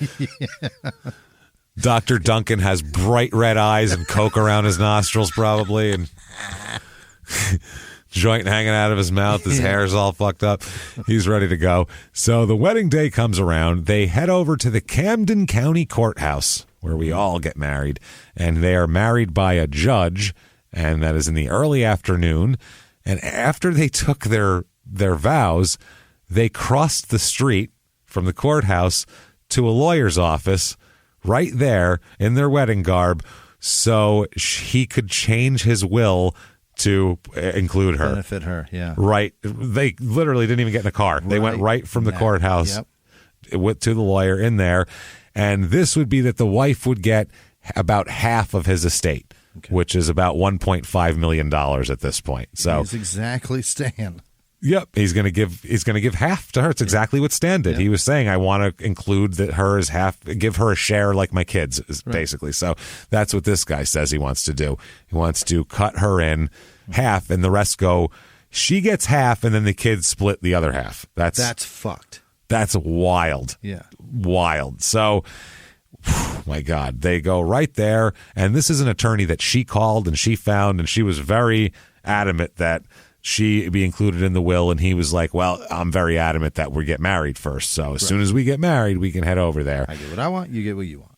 That's right. And once they do all of that, they head over to the Breckenridge Inn in Kansas City for some honeymooning. He got what he wanted. She got what she wanted. Now it's time to really give him what he's... with her own hair like Rapunzel. Let's go. Oh, man. And keep her in a dungeon, you know it, or an attic or wherever the hell they're going. Yeah. He pulled up to the hotel and he's like, does this place have like an attic, like a tower maybe? Do you have like a tower? I know the honeymoon suite. Yeah, that's great. But I'm looking for more of a tower. Something pretty high up. It's got to be, 4 or 5 stories at least. 4 or 5. Yeah, a tower's got to be 4 or 5 stories. No need for a door. Don't even bother. No. You're not keeping anyone prisoner on the second floor. That's it. So a small one. She's got to be able to look out, more sorrowfully look over the town. See how great it is out here. Things like that. It's Kansas City. She's got to be able to see an alley where somebody's blowing somebody for $5. She's got to see that. So they do all of this. They go there. Now, once they're there, first of all, the old Will, I should say quickly, he's got 3 children. Yeah. A daughter from his first marriage, 2 from his second marriage. Okay. And Frank Danforth and Jeanette Barb are the 2, I guess, that got the most money. And I guess Jeanette is only supposed to get $10,000 in this new will. Yeah. In this new will, and then the rest of it would be split between this Loretta and the son Frank, and her share, Loretta's share, was going to be at this point $953,279.90. That's a lot. That's what she is set to inherit. Frank, the son, is going to get $523,590.01, and Loretta's mother, Eileen, is going to get $50,000 in the event of a common accident involving Loretta and Dr. Feelgood. Like if they drove off a cliff together, she gets $50,000 for some reason. I don't know why, but now, the will also mentions a third child, Lynn Coates, but gives her nothing. Not a goddamn thing, which is... What do his kids ever do to him? Something. This guy is fucking done taking the world shit, apparently. And then every day those inheritances drop because he's spending money on prostitution. And drugs and everything else. But he's also making money selling drugs. So he's got that going on, too. That's probably piles of cash. Now, the old will that he had split the money between equal shares between Frank and Jeanette, and left the other daughter, the one who got Ugats in the last will, $1. That's a stick to you. Yeah. You get $1 million, you get $1 million, you get $1. Not nothing. You get $1 fucking dollar. Right. So you're going to get a check sent to your house for $1. That's minus my fees, of course. Right. That's the tip of just the change. When it's $49.76 and somebody's left 24 cents, that's what it's a big fuck you. It's not a fuck you. It's not. It's an awful. It's not as stiffing. It's even worse. It's a limp dicking. It's pretty shitty. I got to be honest. It's very, very shitty. So the way this is going on, now let's get to the Breckenridge. Now I will go into this by describing it how the court did. Let's see. This is a exact quote from a court document at this point. Quote, "What followed was a macabre comedy of errors." That's Hollywood in a court document. Said that about some other fucking, like a movie. This is I'm so mad we did this because this is one of those things where no one's ever heard of this case. Yeah. I could have wrote this screenplay and put it out and it would have been amazing and no one would have ever known I stole it from this and all that, but now I can't do it. Now I have to get rights and shit. It's crazy. Right. I guess you could do like a Law and Order ripped from the headlines type of thing and you just make it like it. But this is so fucking insane. Hey, everybody, just going to take a quick break from the show to tell you about a healthy, delicious item, Hero Bread. And we're both trying to get healthier this new year. Jimmy had a eye-opening doctor's appointment and things like that. Yeah. So we're trying to get healthier, and I'm telling you right now, this Hero Bread is a good step in this direction. It's delicious, and it is really good for you, and it's really excellent. They have the sliced bread is good, the bagels, the tortillas. I know you've been they're terrific. Ranting about the tortillas. They're so good. With Hero Bread, you can focus on your health goals and still indulge in the soft, fluffy experience you love, but guilt-free. I really love the little Hawaiian rolls, too. Yeah. They're so good. They're so good. The Hawaiian rolls, they're legit. They're fluffy. Yeah. They're exactly how you want them to be. You'd never know it's low-carb and high-fiber bread from the texture.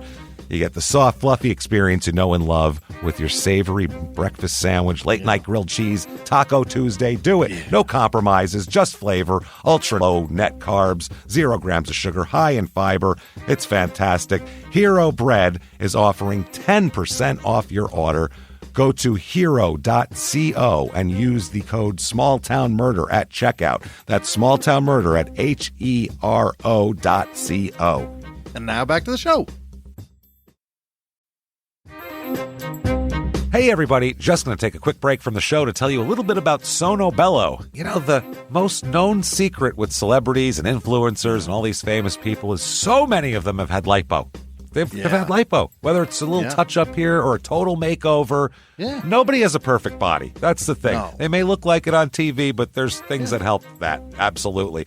Lipo now has changed, and Sono Bello's been at the forefront with using LAL technology and getting those beautiful and natural outcomes for each person. Looking real natural. Our friends at Sono Bello are offering their best deal. You're now included in their winter savings event, but appointments are limited, so please get on this. Sono Bello doctors are masters in micro laser fat removal, a brilliant technique that removes stubborn fat permanently wherever your problem areas are. Tummy, love handles, thighs, arms, it's gone in one comfortable visit. Eating healthy and workouts are great. Keep doing that, but if you want to lose that stubborn fat in one visit, check out Sono Bello. Save big during their winter savings event. Schedule your free consultation now at sonobello.com/smalltownmurder. That's SONOBELLO.com/smalltownmurder. Now back to the show. Anyway, they get there. Breckenridge, Kansas City. I think Kansas City, Missouri, but who cares? It really doesn't matter. So they get there.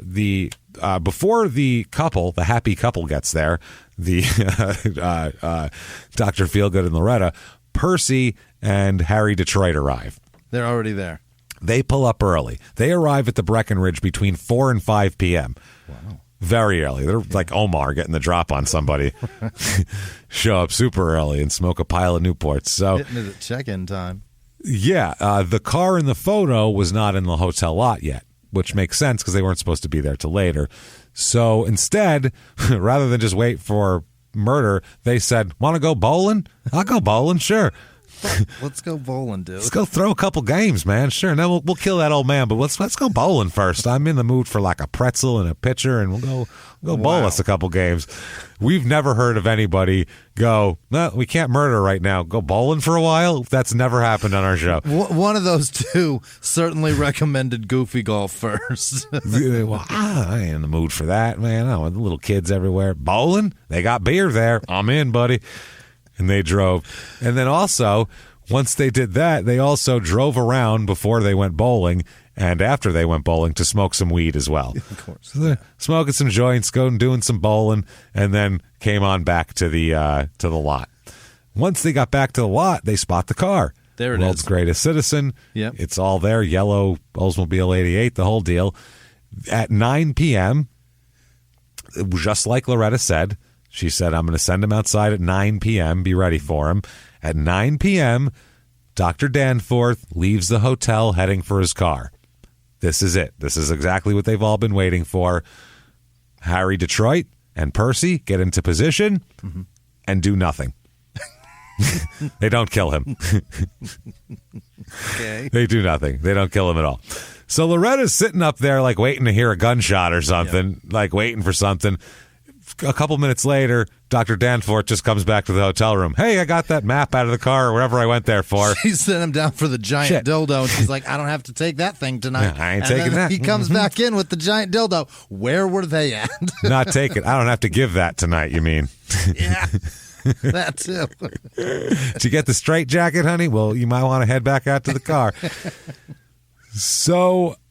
And again, we always say, like, we don't make fun of the victims or the victims' families, but this is fucking ridiculous. I'm sorry. This is a 75-year-old man. He wants to fuck a 16-year-old, and then she's got hair down to her knees, and this is a goddamn disaster. So I'm sorry. Whatever comes out's coming out here. We don't want anybody to die, but this is silly. So Jesus Christ. They're like, well, fuck, he didn't kill him. What are we going to do? So what ends up happening is she sends him back outside. Yeah. Well, you forgot that. Well, just go back out there, because she thinks, well, maybe they didn't see him. Yeah. There's no one can text or anything. This is 1980, so you're just hoping that they're there ready to shoot the guy. He keeps coming back in the room. She's like, well, maybe they missed him. Maybe they missed. So they went out the second time. The both of them went. They went to the hotel lounge there, and they saw. Jesus Christ! They saw Loretta there. Yeah. She said he was going out to the car. She's going to go to the bathroom. They're in the lounge rather than waiting to kill him outside. So she says, "Well, what the fuck, dude? What are we doing here?" And they said, we can't do it. There's a million it's a fucking hotel. If you know how a hotel is, it's all the windows are facing the parking lot. So they're like, what do you want, James, when you go to a hotel? When you climb into your rack in a hotel room, what is the one thing that you want? What do I want? Quiet. Quiet, yes. Right. So gunshots are not it. That's not quiet. No, that's not quiet. Everybody's quiet, and a gunshot, you're going to your fucking window and looking. What's out there? Yeah, you're looking. Everyone's going to be looking out the window. It's going to be like in Vacation when Clark jumped into the pool and was like, "Oh, cold," with nude Christy Brinkley. Yes. Every single person came outside to look at and see what was going on. Every single person. That's what a hotel is. Yep. It's a bunch of people go, "I'm fucking sleeping in there," or "I'm fucking in there." Either way, you're interrupting something I want to do that you're not involved in. Right. So that's what's happening with that. They said also there's like shit across the street. There's tons of people that could see this. We can't do it. She told them, well, you better fucking do it now. You have to do it, because if you don't do it, I have to fuck this old man. She hasn't fucked him yet. She's been telling him. She's been playing once we get married and I'll be ready. But, I'm not that kind of girl. She's been doing that kind of shit this whole time. So now she says, I have to fuck him if you guys don't kill him like real soon, because we got married and he thinks it's go time. Clock's ticking, boys. We have to do it. I'm running out of excuses of why we're not fucking, and he has to go to the car instead. So I took a Corvette and a mink coat, but for Christ's sake, I'm not fucking that man. No shit. So she said, Stith said eventually that they wanted more money, or he said, I'll get you more money, he tells them, because he shows up too, and he says, I'll get you more money. Now they're all in the lounge while this guy's out in the parking lot. If you're worried about witnesses, everybody's seen you together by now. That's the other ridiculous thing. So they say, like, look, we'll get you more money. Just make sure you get it done tonight. Just go out there, make sure she doesn't have to fuck this guy, right? So she goes back to the room. Michael Stith leaves. They head back out to the parking lot. By then, Danforth has already gone back upstairs, Dr. Duncan. She sends him out twice more. Wow. Somehow gets this man to go outside 4 fucking times. The 4th time, and we're talking like 15, 20 minutes in between each interval. I forgot my eyeliner. I forgot. How many fucking things can I forget in that goddamn car, you guys? Well, this time, somehow she convinced him that the car was too far away from the door on the 4th trip. Move it. He went out, got in the car, drove around the parking lot, and parked it closer to the door. So they're like, there. Yeah. Now you're not so in view of everybody, I think is what she was doing. If you're right against the building, it's harder to see, So, hey, what about that? Didn't help, though. They did nothing again. But they did. Percy and Harry Detroit did end up finding Loretta again in a hallway near the hotel lounge while she was waiting. So he said, well, that's not any better. Now even more people could see the car, because now we're right by the hotel. She's like, well, you told me they could see out the windows. Now they can't see out the windows. And he's like, well, now they don't even have to look out the windows. They're just right there. Right. You just went right up to the goddamn hotel. Shit. She's like, fuck, God damn it. This is ridiculous. So she said, quote, they told her, quote, she said she couldn't keep putting the doctor off, is what Percy said. Something had to happen because he's starting to get suspicious. Starting to get suspicious? It's 4 times. Starting he should have been suspicious 2 times ago. Yeah, so this isn't working out so far. How has she been putting off the doctor's sexual advances, Jimmy? How do you think she's been doing it? She's on her period. Nope. I got diarrhea.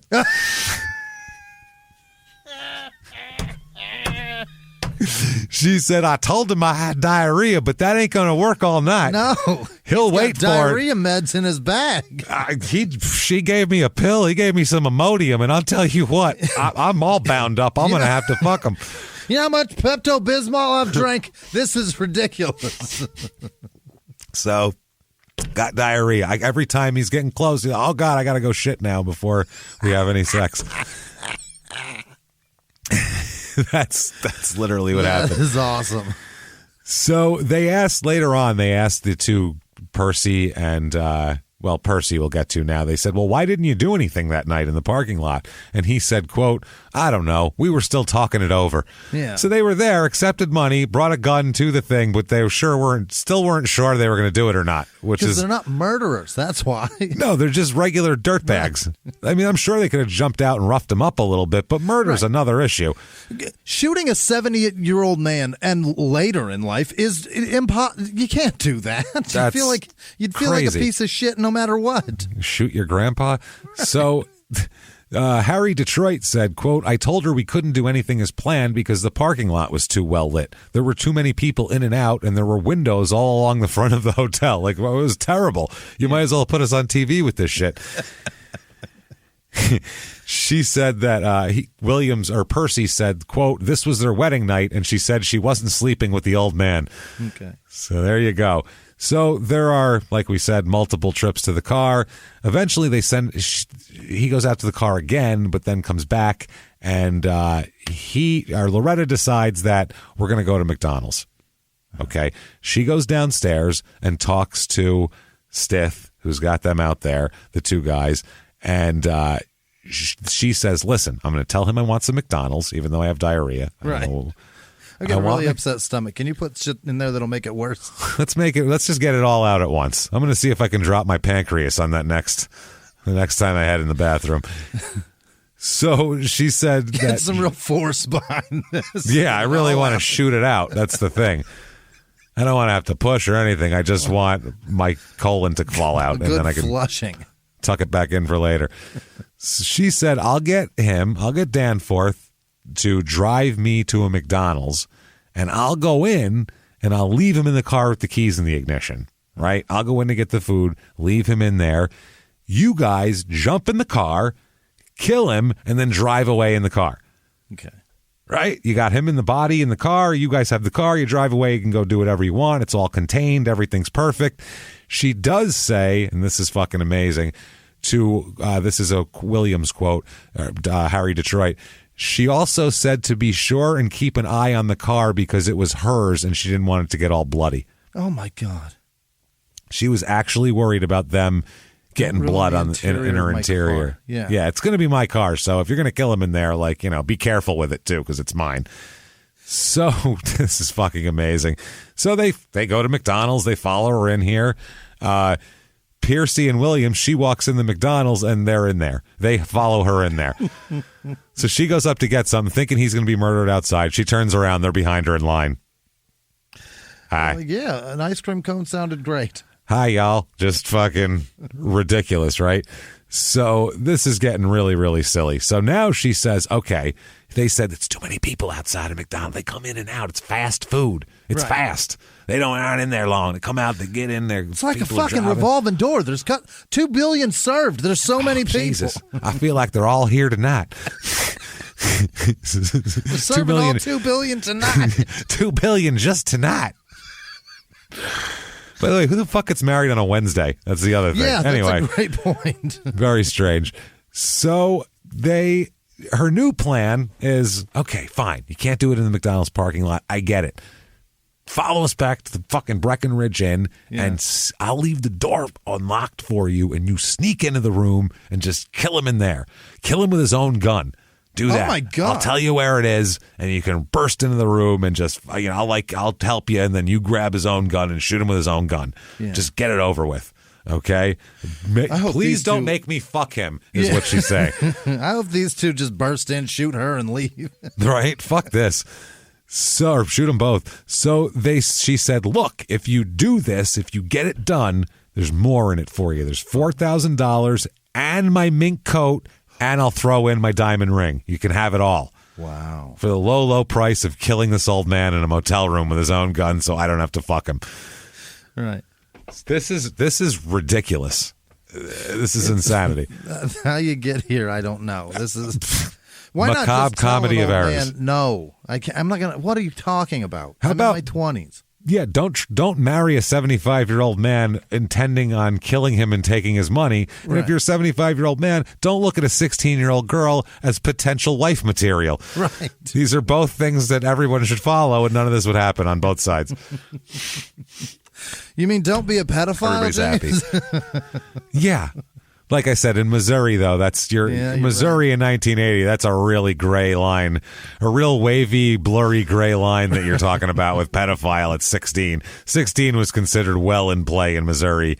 In the Ozarks in 1980. Right. That's 2 years matured. That was like, is she going to get married or what? Because this is like, I mean, she should start having kids soon, I would think. Jesus. She's going to dry out.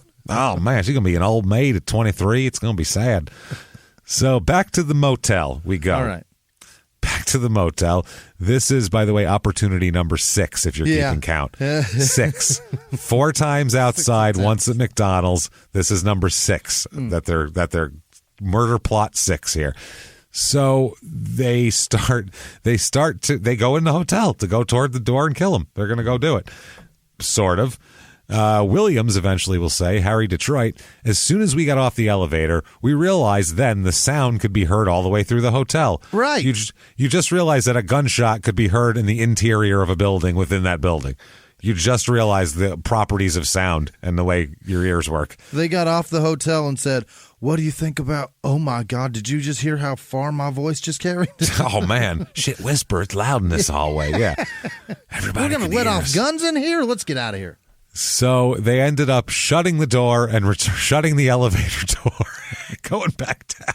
They opened it up, went, oh, it's going to be loud. Door closed, and went back down to the lounge.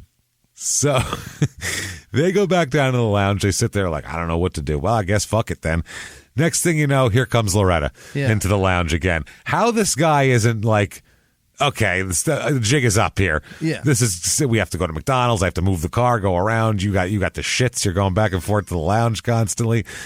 So yeah, at this point, I guess Loretta told Piercy, quote, that the doctor was getting really upset. Yeah. So this is a big deal. So then she said, I'll tell you what.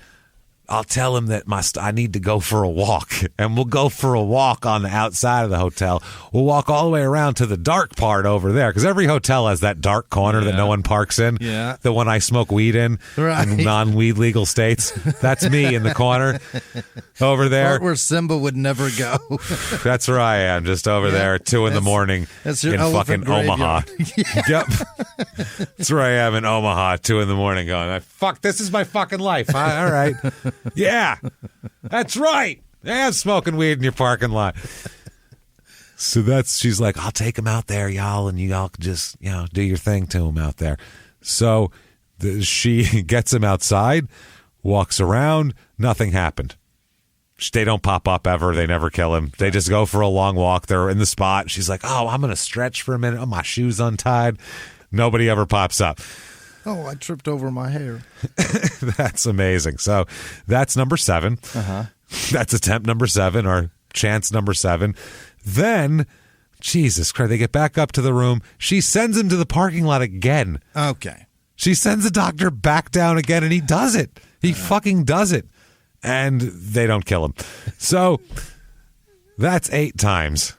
In one night. Yeah, one night. So at this point, she somehow extracts herself from the room, goes back down to the lounge, and meets Harry Detroit and Percy at the lounge again. How many times has this bartender seen these 3 people meet up, whisper in a corner conspiratorially, and then break up and go in separate directions? How many times has that happened? She gets back to her room for 10 minutes and tells him another thing that they either need to do or she needs to do. Yeah, or that her stomach needs to do. One of her butthole needs to do. So they, at this point, come up with the idea that maybe they'll go drive around right now and figure it out. So, because we've been seen so many times in the hotel, rather than figure it out now, come with us outside. So she leaves and goes for a ride in the car with these 2 guys. Jesus. What does he think she's doing? Shitting ropes? Like, what is she doing? It's like a magician pulling handkerchiefs out of his mouth. What's got a mean case of the squirts, this poor girl. Wow. It's wild. It is. Well, she's got to be sitting atop a mountain of it right now. She is just dancing the Aztec two-step all night. Atop a mountain of dung at this moment. So, yeah, they drive around, the three of them, trying to figure it out, and they come up with the idea, let's kill him tomorrow. You know what? I might be able to shit my way through the night. So, if I can shit my way through the night, we'll figure it out tomorrow. We never do find out. We do know that she doesn't fuck him. So, there's that. We know that because the next morning, the doctor called his son and talked to him. On Thursday morning, August 14th. And boy, does he have some complaints. Oh, he's bitching and moaning. He does. The son, Frank, said that his father said that was, quote, was upset because she gave him the runaround up at Breckenridge Inn. He said, if this doesn't work and she will not come live with me, I'm going to sue her for everything I've given her. So he wants it all back. He's like, if she doesn't start giving up that ass and then moving in with me and being my wife, I'm going to sue her for all the gifts I gave her. Which, sorry, dude, you can't do. You're an old man courting a young girl like that. What do you think you're going to have to do? Sorry, the judge is going to say you're a dummy. But what do you think was going to happen? You're alive. Yeah, exactly. So Thursday morning, August the 14th, we're doing this here. They're driving back home to the Climax Springs area. Loretta here is to try to persuade. She's got to get Dr. Feelgood to stop the car along the highway. Okay, get him to stop the car along the highway. Williams and Percy are going to follow you behind you, and when you stop on the highway, we're going to pull over, and Percy is going to force his way into the car and kill him. Okay. That's how we're going to do it. You're going to be all pulled over on the highway. No big deal. So it's fascinating that the theory behind all of this is just to get to kill the idea of killing. Then what? It takes so much to kill somebody, though. Like, what are you going to just jump in and go, you're dead, and then they're dead? Just they're not. Tap him like the Grim Reaper? Yeah, you've got a lot to do then. Blow his brains out. Now she's got brains in her nice long blonde hair. Right. And you have to figure out how, from the side of the highway in broad daylight, to dispose of this blood capsule of a car now and this human being inside of it as well, without anyone seeing it. This is a bad plan. Yeah. This is a bad plan. They're supposed to follow the couple on Interstate 435 to its intersection with US 50. Loretta's going to be driving at this point, and she's going to make an excuse to stop the car in an abandoned area. So they try to get away from that. Once she leaves the car, she's supposed to get out and go like in the trunk and get something. That's when Percy's supposed to hop in the car, be waiting on him, and jump in and kill Dr. Danforth and move on. So the men that night, while in waiting for this, they leave the Breckenridge Inn that night before, and they went and got a room at the Best Western Motel near US 50 in Lee's Summit, because you want to be as close to the murder scene in a documented fashion as possible. You don't want to stay, a half hour away and drive there. Well, there's one right in the intersection. Let's just stay there. There's one right there. Might be able to just shoot him from the window now that I think about it. We don't have to leave the room. Watch the damn, we could watch the damn game on TV while we're doing it. So when they got there, it's 7 a.m. I'm sorry, that day they get their 7 a.m. wake-up call because they're supposed to follow and be lying in wait for this man.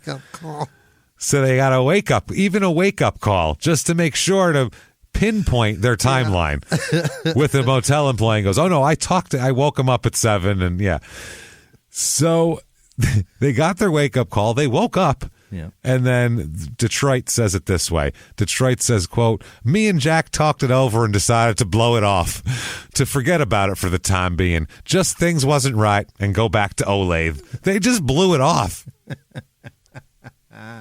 They just fucking blew it off. That's because she stopped. $4,000 isn't that much money. No, she stopped at the rest or whatever, the abandoned area, went in the car, checked the tires. I mean, there's only so much shit you can do before you have to get back in the car. It's not like she's going to start, I'm just going to switch the plugs out real quick. Hold on a minute.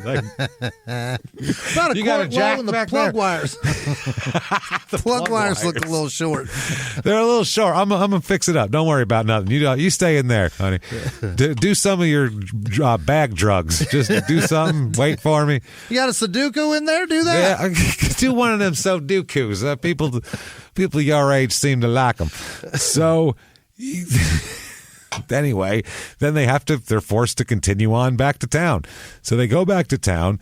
Dr. Feelgood drops Loretta off at her mother's house. Okay. There's a reason for that, and returns to his ranch. Now, the reason is conflicting. She says, this didn't really, the son backs it up too, so I guess it's not really conflicting. Loretta says that Dr. Danforth said that she can't live with him right yet because one of his ex-girlfriends, possibly Diane the Hungarian, we're not sure. Yeah. One of his ex-girlfriends was threatening him and threatening any girl that's around the house, and she said that he was very concerned about me and didn't want me to go to the ranch and be murdered by a mad Hungarian. Yeah. So that's how that happened. So, Jesus Christ, Friday, August 15th comes around, the next day. So that's 2 days since the original murder plot. This is getting to be a little long in the tooth with this murder plot here. Yeah. So they're on a mission now to kill him. Detroit Williams here and Percy, they meet Michael Stith on Friday morning outside a bait shop in Edwards, Missouri. Yeah. Where all transactions occur.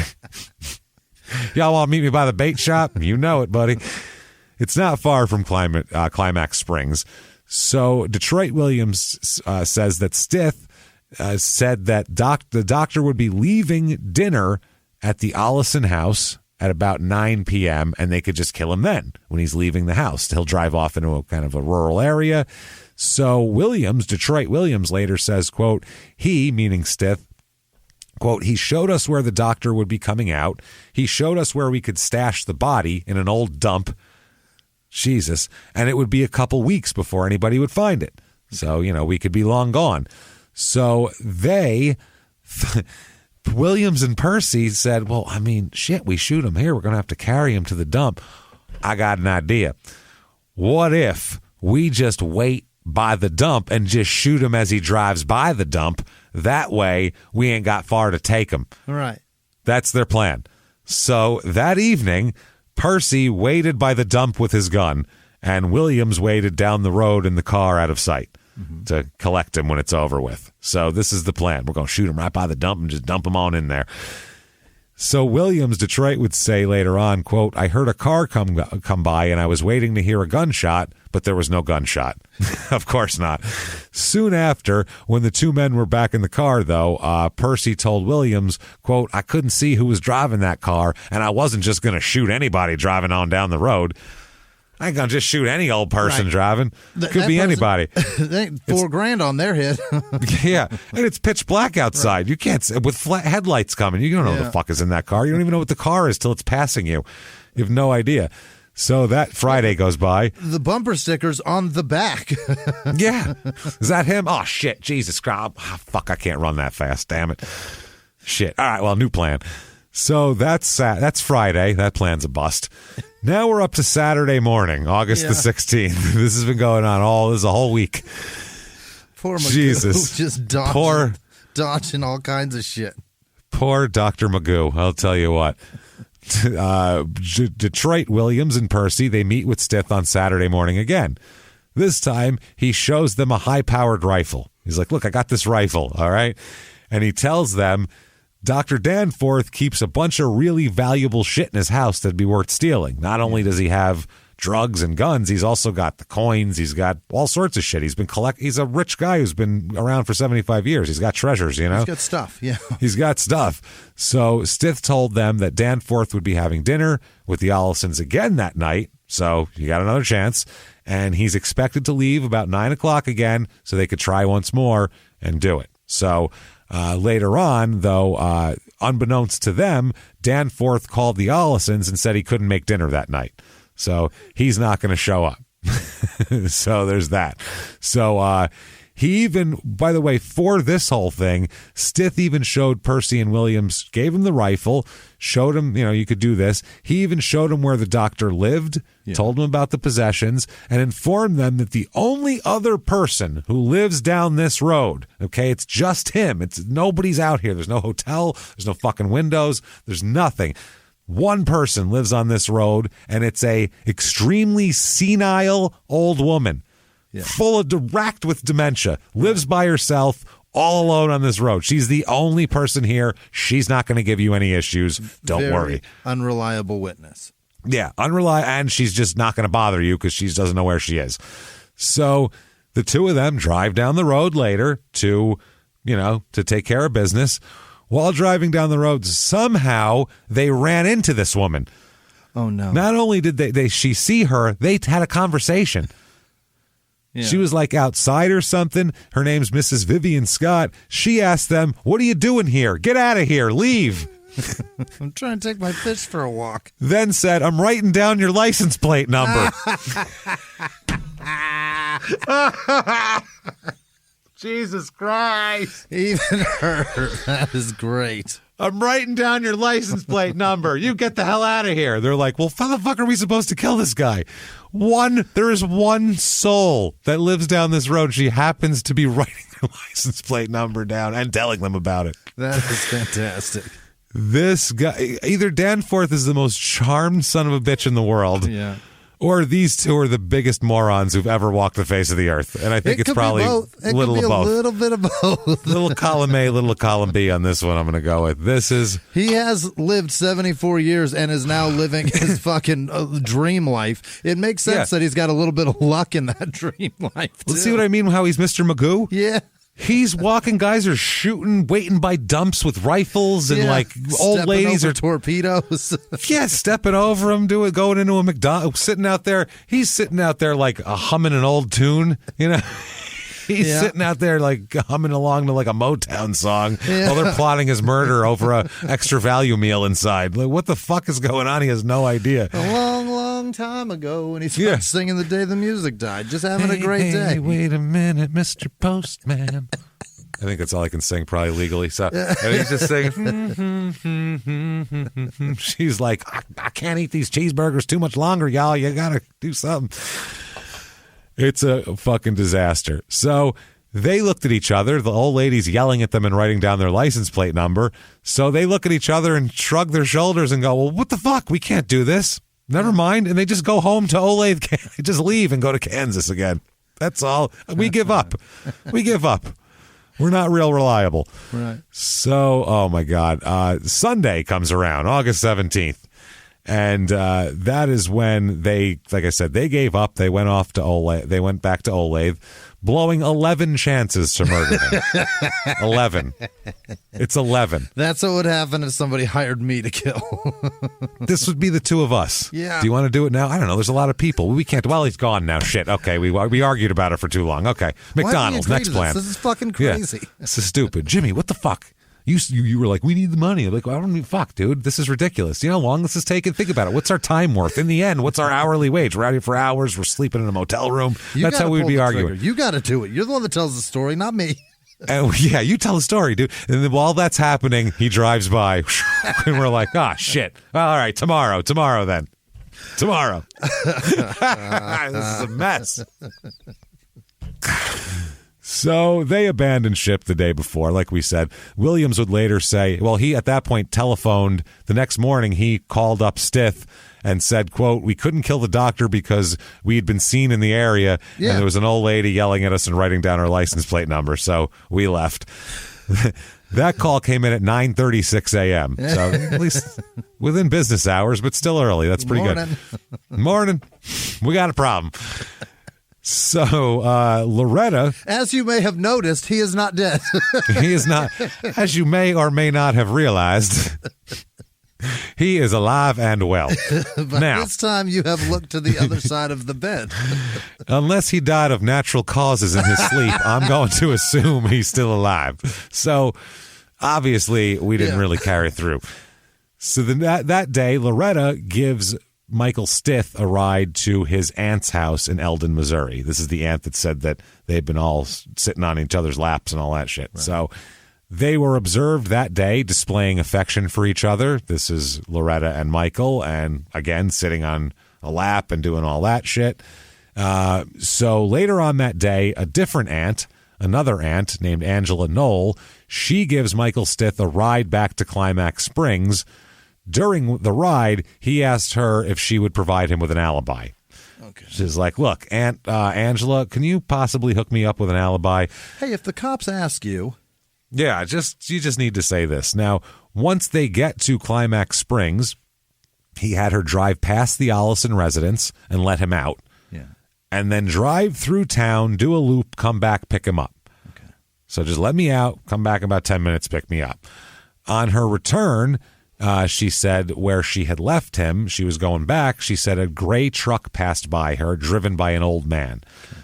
Now, Dr. Danforth drives around a gray Chevy pickup truck when he doesn't have his lady with him. Then he's got the Olds 88, to be real fancy. Press the bitches. Yeah. She said when this happened, Michael Stith ducked down in his seat and said, "That's the guy I'm waiting for."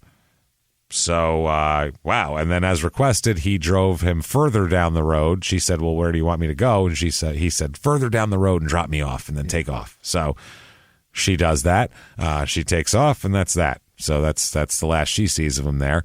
He definitely asked his aunt to be an alibi and all that sort of thing. So Danforth had been at the Allison home as scheduled, ate dinner. The doctor leaves at 9:00. They ate dinner, and then they were talking about her move to the ranch. Mm-hmm. He now says that he cleared everything up with the girlfriend and everything's fine. It's all paved smooth for you to come to the ranch. So this ends up happening there. He leaves at about 9:00, drives away, and never seen again. Yeah. Never heard from again. Expect a diarrhea butt to move in tomorrow. That's right. Diarrhea butt gonna be here. Oh, that's got to be tough diarrhea with that hair that goes past your ass. Ooh. She got shit in her hair at some point if she actually had diarrhea. Yeah. She definitely got poop in her hair. That's not a good thing. Rather have your boyfriend's farts in it. Yeah, I got poop in my hair, farts in my hair. I got enough problems with my own functions. So the next day, Dr. Danforth's blood-stained pickup truck is found abandoned by highway patrolmen on Route EE south of Highway 7, 7 miles from where we'll eventually find the rest of him here. So they left the car, and he took him somewhere. So they searched Danforth's ranch after his truck was recovered, and they found no evidence of a homicide being committed at his house. So they're like, okay, we know that. What ended up happening, a block north of the Allison place, Mary Doherty, who's a neighbor of hers, these old ladies are just taking shit down. She was in her kitchen washing dishes just after 10:15 p.m. Wow. I got to get it cleaned up for them. 11 o'clock at night? Yeah, I feel like these ladies probably go to bed earlier than this, but nope, she's doing that. She said, quote, "While I was doing them, I heard a loud bang. It came from the Allison house." Oh. So over there. And she also heard the dogs barking over at the house. Okay.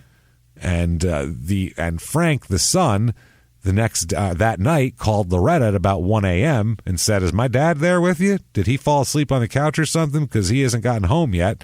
And she said that Eileen, Loretta's mother, said, quote, "She didn't really seem that upset to hear it, that he was missing in the night." That's her own mother said that. She said it wasn't until the next day that the mother found out that Loretta had married him. She didn't even tell her mom. She had no idea. Wow. All week. It's been almost a week. They had come over eating dinner, all this shit. She never told her mom, "We got married on Wednesday." Never said it. So what ended up happening, Danforth was driving his pickup truck, like we said. Earlier in the evening, Michael Stith on Highway 5 met up with his two aunts, Julia Cable and Angela Knoll, asked him if they would take him to Climax Springs. They did. He said, "Drive me around," all that. Danforth drove by him. Upon seeing Danforth, he said, "That's who I'm waiting for. Let me out." He went, and his aunt said that he went down in the woods toward Loretta's house. They dropped him off down the street, and he went into the woods and was going to go back to Loretta's house, like back through the woods. Yeah. So at 10:15, another woman said she heard a loud bang in the neighborhood, and that goes. Now, like we said, the autopsy said he was killed by a .45 caliber bullet. Yep. Which is a loud bang, as we would say. And then, so he's just gone. They find his truck, and then 4 days later, on August 22nd, Larry Whitten receives a call at home and said a body had been found near the dump, where we said, and decaying very rapidly. Like we said, gunpowder burns, close range, the whole deal. So back near the front gate of the Allison house, a state highway patrolman said that he found a, quote, dark stain of some type. So he killed him right outside the house. Wow. Like, the mother had to have heard the gunshot. If the neighbors down the street heard it, if someone fires off a .45 in your front yard, you're going to hear that. Fucking hear that. Yeah. You'll hear it from 20 front yards away. That shit is loud. So a forensic serologist, a blood person, said that the stain was type O blood, which matched that of Dr. Danforth. This is pre-DNA, remember. So they said, you can pretty much infer from that blood type, he's killed here. There you go. Another police officer found the Chevy truck with red stains and partial fingerprints in it as well that were not good enough for identification. And type O is the rarest, right? I don't know. I think it's the most useful. I think it can go in everybody. I think it goes either way. Yeah. I think I think you can go both ways with O. Yeah. Which makes sense because it's it's a circle. What the hell? Yeah. It goes everywhere. It utilizes everybody. So found with Dr. Danforth's body was a wallet containing 2 credit cards, about $80, blank checks, and a receipt for county taxes paid. Okay. So finally, he was dead. It took 12 tries, but they finally fucking killed this guy. So Monday, August 18th, that's the day that his truck is found, and the day after he's killed, Stith makes a long-distance call to Williams in Olathe. Why is he telling Williams about this? I don't know. I think he's out of the plot by now. Yeah. Williams, he said that, quote, the old man is dead. And Williams was like, holy shit, really? Williams said, quote, maybe Percy snuck back and done it. That was the line he said. Maybe he did it. And then Stith said there was no fucking way that that's the way it happened. And, he said that, it ain't him, it's me. And Sunday the 17th, he said, quote, because an old man he asked for an alibi from his aunts. He said, because an old man had gotten the shit beaten out of him and he needs an alibi about it. Got it. So after the body's found, they want to talk to Loretta pretty quickly since they found a blood stain outside her house. And this is like the most stereotypical I killed my husband thing in the fucking world. Right. So you're 50-something years younger, and he's super rich, and you got married and immediately got his will changed to you. It couldn't get any more suspicious. It really couldn't. A week later, his blood is outside your parents' house, and he's dead in the woods? This sounds bad. It just looks bad. Yeah. His blood's here, his truck's over there, and his body's over here. Right. None of them are close together. That's a problem.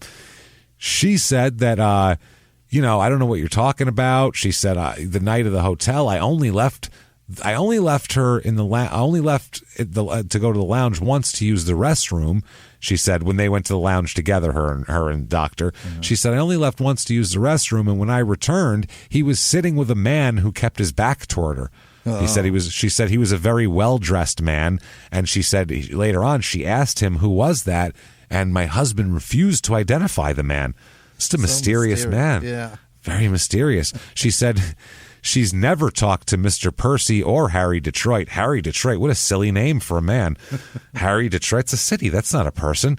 And that she and Stith, they're just friends. They're not romantic, and she never would plan to kill her husband. That's ridiculous. So before the trial, she ends up getting arrested, will be a trial, Williams and Percy told their versions of the conspiracy to the Olathe Police Department, and they pass them on to Missouri, and it's a much more believable story. Yeah. It's hilarious. Yeah. They're laughing their asses off. Oh, by the way, they both passed lie detector tests telling that ridiculous tale. Yeah, because they're not murderers. Yeah, and they're telling the truth. Yeah. So about 8:30 or 9 o'clock, she said that they end up hearing that he drove over there, and we know what ended up happening. So Williams and Percy, this is amazing. They said that the Breckenridge Inn, they said they admitted that we'd come up with the idea of having the car pull over so Percy could kill the doctor. They do admit that that was their idea. And at one point they said, quote, this is to, I think it's to Percy. Yeah, to Percy. Or no, sorry, to Williams. They said, you never really intended on killing the doctor that day at the hotel, did you? And he said, I wasn't, no. And they said, well, were you, what about you and Percy? They said, you and Percy figured out this whole thing to be a scam on Mike Stith, didn't you? And he said, no. So they weren't really going to kill him, but they weren't scamming this guy. They don't really know what they were doing. Yeah. I feel like they thought this is pretty cool to get an envelope full of money with like pictures. This is like some cool movie hitman shit. Right. We're cool guys. Like, there's two of us here, so we have to keep pumping each other up to say we're cool, but neither of them really wanted to do this. It's not cool. Is the issue. Right. Yeah, so it's a problem. He said that he thought, during it, Williams said he thought that Jack Percy was losing his ability to do the job, and then at one point he said that he never thought he was into it, but then Percy said that he was always serious about it. So, I don't know. It's fucking amazing. And they said that he definitely wasn't them that killed him here, though, because Williams said, quote, after we'd kill him, I'm pretty sure we'd have checked his pockets. Right. So you wouldn't have found checks and $80 in his pockets if we were there. We only got $4,000 for it, so we'd certainly be looking for more. $1,500. They didn't get the rest. It didn't get completed. Right. No, they got to split $750 minus a couple of hotel rooms, a couple of cheap motel rooms. So Percy said, when they asked him, were you going to kill him? Percy said no. And then he said that him and Williams talked about it and that they decided killing the doctor would, quote, be foolish. Right. So, It's true. When they asked Percy if they were actually just trying to rip off Stith for money, he answered yes. All right. And so both of these people passed their lie detectors. Okay. So Williams was in it thinking Percy was going to shoot him, and Percy was telling him he was, even though he wasn't, and Percy actually never planned on shooting him. He was just robbing him. So neither of these people, nobody's on the same page here. No. Nobody. It's a fucking mess. So the charges come up. Stith is charged with first-degree murder. He's charged with capital murder. Okay? And death penalty eligible capital fucking murder. Yeah. Loretta is charged with conspiracy. What? Conspiracy. Okay. She's certainly involved in this. Deeper than that. And Detroit Williams and Percy are granted immunity in exchange for their testimony. So probably good. That they didn't. Makes sense. Yeah, they didn't actually hurt anybody. Yeah. They're just a couple of fucking Keystone hitmen. Couple of dipshits. Morons. Couple of dipshits. They pass their lie detectors. They do another one. Pass it again, and they're not prosecuted.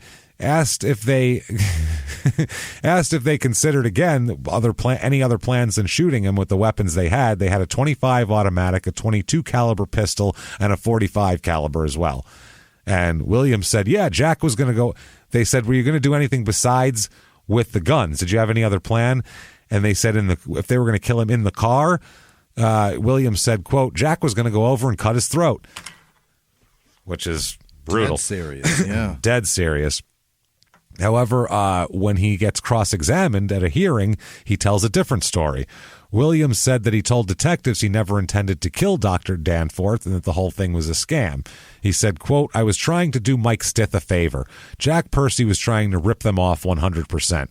Jack didn't have any intention to kill the doctor. He just isn't a very trustworthy man. Well, if you can't trust some unemployed bouncer to kill your girlfriend's elderly husband, who can you trust? I mean, who can you trust at that point? Where do you put any of your hope and faith in the human race? What do you do? Failed entrepreneur and a construction hand, and that's who you can't. If you can't trust them, what the shit is happening? That is absolutely fucking insane here. So Percy said that he denies it. He said they weren't really going to do it. By the way, I just found in the newspaper near all this that I found this particular article, they had the local school menu for this week in Tuscumbia, Missouri in 1980. So let's see what kids are eating in Tuscumbia, Missouri, September 4th, 1980. Besides just sheet pizza and nuggets, fake nuggets? Maybe. Well, let's find out. All right. On Monday, it's burrito, buttered peas, a peach half, and graham crackers. Okay, trash. That's probably not a good burrito. No. We're thinking like a good burrito. That's not a good burrito. No. Tuesday, ham and beans. Ew. And spinach and cornbread. Okay. Wednesday. It's a barbecue day. Yeah. Wednesday, taco with lettuce and cheese, mixed vegetables, and banana. That's a fine lunch for you get tacos. It's a good day in school. Thursday, fried chicken, whipped potatoes, green beans, and pear. Yeah. And then, Friday, juicy burger, all one word. Juicy burger. Buttered corn and banana pudding. Yeah. There you go. And bread, butter, peanut butter, and milk are served all day. And the next week, we got some hamburger and spaghetti, a bologna sandwich on Tuesday. Oh, damn it. Thursday's pizza day next week after that. And then grilled cheese on Friday. That sounds pretty good. Man, that sheet pizza was so rad, though. Oh, it was delicious. I loved that shit pizza. It was gross and wonderful at the same time. I loved it. The big rectangles. Yeah. The pepperoni chunks. Not even Did they rounds. Dana, we never got any toppings. It was only just cheese? Cheese only. Really? Cheese only. We had they never gave us toppings. Pepperoni chips. Oh, man. I love the little square pepperonis like on a bagel bite. Those are the fucking best. They burn and they're crispy. That's what they are. Those are good. It's like a pepperoni chip, the rectangle chunks of it. We had the worst/best thing in our elementary school. We had pizza rolls. Now, don't think of Totino's pizza rolls that you bite in a little package. These pizza rolls they had to cost 3 cents to make, maybe. It was half of a bun, the hamburger bun. They'd give you 2 of these. So take a hamburger bun, cut it in half. Open it up. Yeah. Open it up. And then they would put a slice of yellow cheese on it, like a Kraft single, and tomato sauce on top of that. And they would heat it up so the cheese was half melted and then give it to the children. And that was called pizza rolls. Think about how ghetto that is. How fucking ghetto is that? That's a good idea if you're when I was young and poor and fucking is it ramen or pizza rolls? But not that. You don't give that to children and say that's nutrition. That was the nutrition. Here's a half a bun and a Kraft single and a fucking tablespoon of tomato sauce. That should get you through the day. What the fuck are they giving us? Nutritional. There's a little bit of vitamin C from that tomato. But that's it. Yeah, that's it. And the tomato sauce, all the vitamin C may have cooked off by now. Mm-hmm. In that microwave. Who knows? Might be in the can that it came in the aluminum by now. There's probably more aluminum in it than vitamin C. I would bet my ass on that shit. That's a great lunch. Jesus Christ. That sheet pizza. Fuck, man. I love it. Yeah, that was good. That was tasty. I want that shit, too. That's why I like Elio's, because it reminds me of that. Yeah, that makes sense. That's why I like it, because it's as a kid, that was that, and then you get Elio's, which is similar, because it's not good. It's not even good frozen pizza, but it's so good. You can get all those here now, huh? They're all here. What? Yeah, they're all. Yeah, we'll go to ShopRite when we're done, and we'll go get a bunch of Elio's. That's awesome. In my fridge, I have a big 27-pack like that in my freezer. Downstairs in the basement in my freezer. That was one of my favorite accomplishments, going back to Boston and bringing a bunch of that shit back to me. Oh, that was awesome. Yes, I get to bring Elio's back. Oh, man. Now I ate the shit out of them. You know how hard it was because they melted together a bit, and then you refroze them again. I put them in my freezer. Shit. So they were frozen together by... melded by cheese and sauce. Spatula. I had to get my sharpest, thinnest knife and do like a scalpel surgery to not take off either all the cheese off the top or all the pizza off the bottom. It was a disaster, but I did it and I ate them and they were delicious, and I can't thank you enough. It would take me like 20 minutes to prepare it. To get it ready. It was all taking apart cheap, shitty pizza. It wasn't even frozen anymore by the time I was done with it. So it cooked faster. You cooked them in your hands. I did. Because it took so long. I'd had to stand them up over them, and I'd be like, I'm stoned out of my mind. It's good stuff. 2 a.m. I'm doing this. Thank God Sarah's not awake to see this, is what I'm thinking. I'd be very embarrassed right now. Hilarious. Although she would probably laugh and think it was wonderful. Anyway. Give you a hand, probably. She probably would. She'd be like, what are you doing? And when I told her, she'd go, all right, that's a good idea.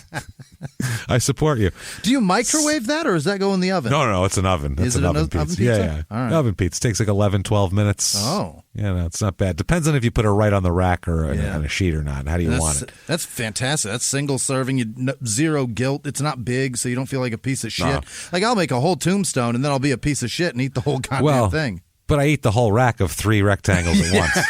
So that's assuming that I break it apart and have one at a time, which, come on here, what are we talking about? I want it all. I'm having Stone Munchies 2 a.m. May as well have 3. 3, yeah. A box of those, a box of, quote, 9, that's one serving to me. That's how Elio's works. Every time. Incredible. Every time.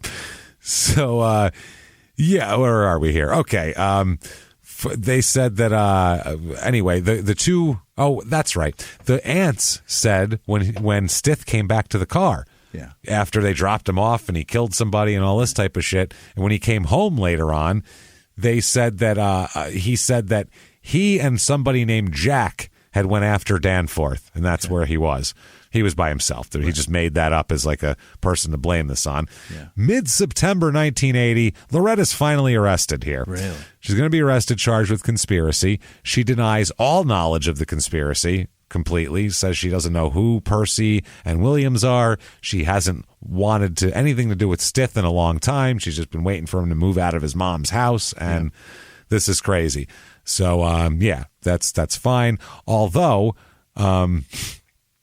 she said that she also said she didn't know why Percy and Williams, quote, why they would want to do this to me. She doesn't even know them. Why would they want to do this to me?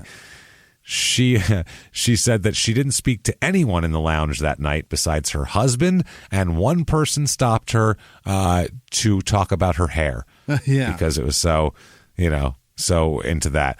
Now, and remember, she wants nothing to do with Stith. They're not romantically involved. Okay. Now, during her 4.5-month stay in Camden County Jail, she wrote tons of letters to Mike Stith. Of course. One quote, "To my one and only lover," began the one letter. "I love you more than I can express on paper. I want to marry you just as soon as this is all over. I want to have a home with you and have your child."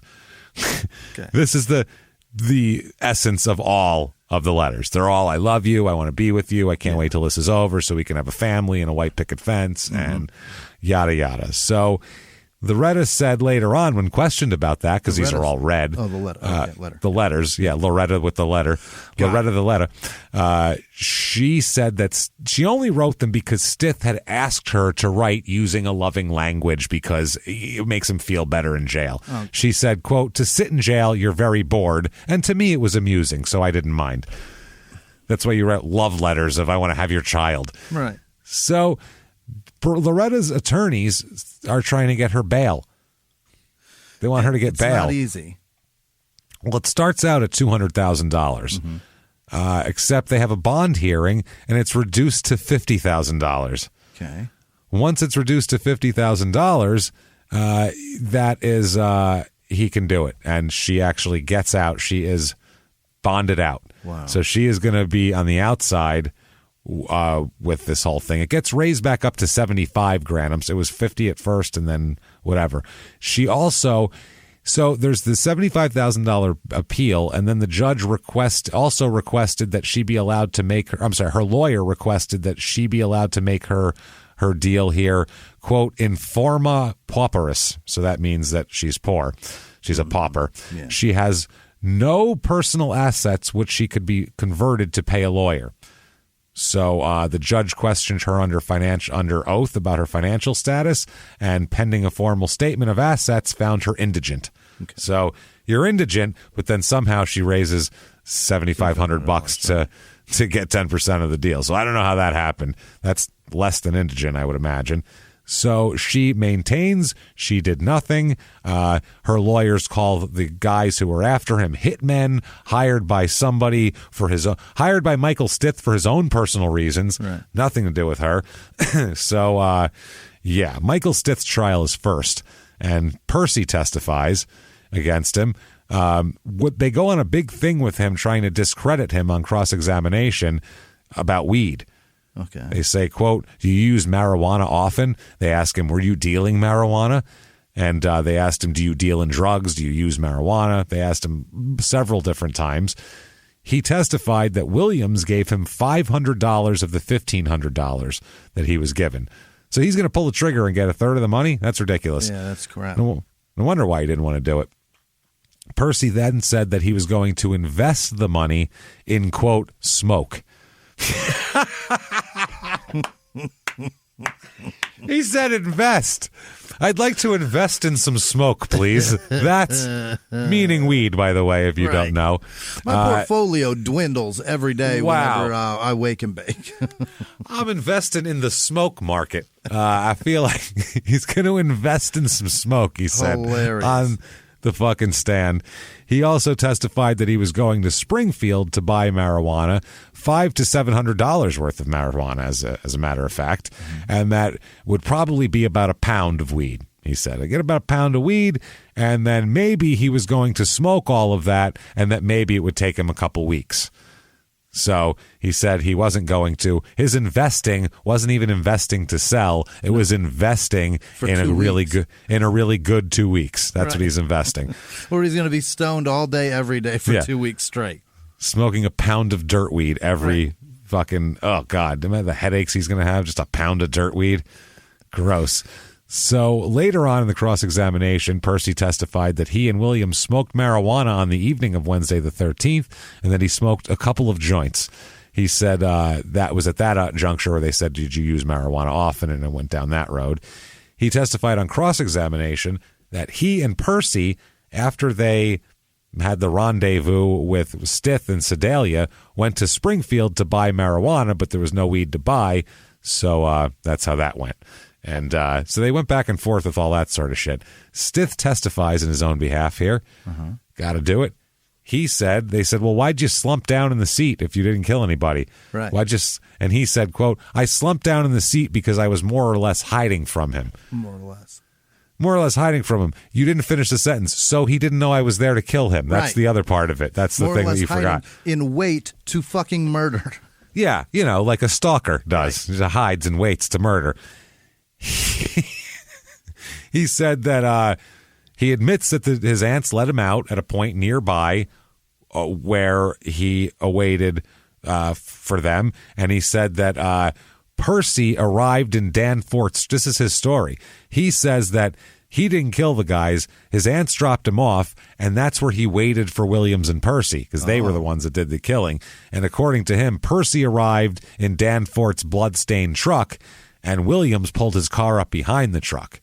That's his story. Wow. He says, then Williams and Percy left the scene, and when he opened the door of the truck, that's when he noticed there's blood everywhere. So he wiped the seat clean and then drove the truck to a remote area where he wiped his fingerprints off of the steering wheel and threw away his blood-soaked pants and shirt. Okay. He then said that he had asked 3 relatives to provide him with an alibi. But he didn't do it, though. They just said, here's that dead guy you wanted, and then they drove away. They pulled up and were like, here you go. They Amazoned him a dead truck, and there wasn't even a body. It was just the truck, right? Yeah. No, the truck was in the body. The guy the body was in the truck. He drove up. That'd be if the truck was in the body. That's a whole other issue. He said Percy drove up and was like, I got the truck, and here's your dead guy in it, sitting in the passenger seat. And then he got in the truck car with Williams. They drove away, and Stith then took the truck and did all of his business. Okay. The state also has a cellmate of Michael Stith, a guy named David Hibden, who was jailed with him. And Hibden told the court that Stith told him, quote, I was the one who killed that doctor. And that also he said he shot Danforth twice and he had ditched the body in the truck. So 7 men and 5 women on the jury. They deliberate for more than 4 hours. So not like a quick, we've seen, 50 minutes, 45 minutes, 4 hours. They come back with a judgment of guilty of capital murder. He is pretty fucked. The state law prescribes a mandatory life sentence if the prosecution does not seek the death penalty. So he is certainly in a lot of shit here. Yeah, he's going down the river. Yeah, he's not going to feel that long hair tickle in his balls for a long time. Long time. So, well, maybe. I don't know if he finds the right guy. I'm not sure, but not from her. His sentencing comes around, and he's going to say he's going to appeal it, obviously. They give him, you, sir, may fuck off, life sentence, no chance for parole until 50 years has been served. So he'll be eligible for parole when he's 75. He's still not eligible for parole. Today. Think about that. Wow. Today. He's eligible for parole in 2030 if he's still alive, and I can't find him, so I'm not sure. That's how long this has been going on. Holy hell. Think about that. 50 fucking years. Remember in Goodfellas when he's like, he gave the judge gave Jimmy and me 10 years like he was giving away candy. Yeah. 50 is like, whoa. A hard 50 too. Yeah. That's before his chance of parole. Every day of it. Mm-hmm. And then he still might not get out. Yeah. That's just the minimum. So Loretta comes around and her trial pops up too for conspiracy. Yeah. Detroit Williams testifies against her. And when he's cross-examined by her lawyer, he said that Percy just intended to get Stith's money without doing the killing. So he's telling that story now. Percy later said on the stand as well that he and Williams had discussed the idea and thought better of it. They talked about, like, should we kill this guy? They're like, we could probably just get him to give us a bunch of money and then go back to Kansas and not kill him. He's just my ex-girlfriend's nephew. Who gives a shit? It's not like I'm not even going to see him at Thanksgiving. I don't even talk to that woman anymore. It's over. Oh, no. I saw her. Oh, it's no caller ID yet. I saw her number pop up. I was like, what's this bitch want? Oh, shit. Maybe she's, let's take a, hello. And it was her nephew. Murder. All it was murder talk. It was awful. So I was like, you know what? For calling me in the middle of my Elio's pizza dinner, I will take this call and agree to the murder, take the money, and tell him no thank you. Middle of my pepperoni bagel bite, son of a bitch. So, yeah, he says that. Well, I think at first, too, because there's no disputing that at first Stith said, rough up this old man. Yeah. So that lured him in, and they probably were like, yeah, we'll take $1,500 to fucking punch some old guy. That's no problem. But then they were like, kill him and dispose of his body. And they were like, whoa, that's a little outside of our area of expertise here. Not sure about that one. That's a bridge too far. So Loretta testifies as well. She's got to. She's got to get up there. No choice. She has to seem innocent and everything else and angel-like. So Harrison, Detroit Williams, and Jack Edward Percy both testify that they were hired by Michael Stith to murder Dr. Danforth. And, they said that it was for, Stith had informed them it was for her, and they'd lived together for about a year and all that sort of thing. So she gets cross-examined by the state. She said she's never talked to those two men. I've never even seen them before. I don't know who they are. Yeah. Why are they? And then once again, she broke down crying and saying, why are they doing this to me? I don't get it. They, on the other hand, testified that they met with her at least 6 times one evening to discuss the murder of the doctor and come up with she said, we didn't even only come up with a murder plan. We came up with like 6 of them. That's how many fucking times we talked to her. Unbelievable. So she had 4 hours of testimony. She did. So they grilled her up there. She sat in a chair for 4 hours while taking they asked her about murder. Over and over again. Wow. She kept denying she meet with anybody. I don't understand why they're doing this to me. They asked her, at the time of Dr. Danforth's disappearance, were you in love with Mike Stith? This is the prosecutor. She said, no, I was not. So that goes against her letter thing. So the court ended up ruling against arguments that her attorneys made, that basically her attorneys are trying to say that the jury should not hear evidence of the murder conspiracy. They shouldn't hear any evidence of a murder conspiracy. That's crazy. They said that evidence is injected with false and distracting issues. Yeah. We can't have that. If we can't give them evidence of her guilt, that's going to really be distracting to their finding her not guilty. What are we talking about here? This is ridiculous. So they said they can ask for a new hearing on this, but that's about it because they ruled against all of that shit. So the closing instruction, by the way, because some people are going to say conspiracy, especially if you're not American. Right. So we have to kind of tell what conspiracy is instead of whatever. So here is the explanation, the given jury instructions to the jury here. They said that first, that's you have to find all of these things. If you find and believe from the evidence beyond a reasonable doubt that First, that at some time between August 11th and August 17th in Jackson County, blah, blah, blah, and Camden County, the defendant agreed with Jack Percy, Harrison D. Williams, and Mike Stith that one or more of them would commit the offense of the murder of Duncan R. Danforth. Okay. Second, that the defendant so agreed with the purpose of facilitating commission of that offense. Third, that that in pursuance of that agreement, Loretta Danforth, Jack Percy, Harrison D. Williams, and Mike Stith, the crew, as I'm calling them, committed one or more of the following acts. A, the defendant, Loretta Allison Danforth, caused Duncan R. Danforth to go into the parking lot of the Breckenridge Inn on one or more occasions, more like 6, on the evening of Wednesday, August 13th. Or that the defendant, Loretta Olson Danforth, and Duncan R. Danforth drove together to the McDonald's restaurant in the vicinity of the Breckenridge Inn in the evening hours, blah, blah, blah.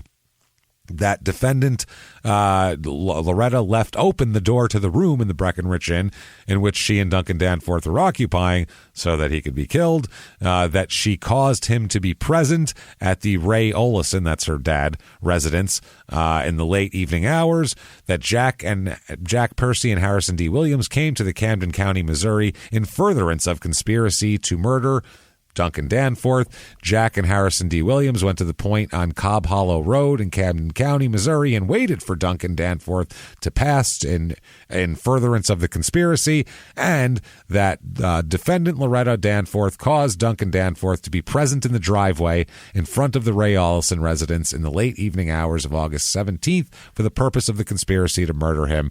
Then you will find the defendant guilty. So one or more of those things they have to find that she did. Just one, not all. Easy peasy, yeah. One. Yep. That you talk to them about it one time, and that's a conspiracy. They find her, Loretta, comes in guilty of conspiracy to commit murder here. So she sat there sobbing and sobbing and sobbing in the courtroom. She made quite a spectacle of herself.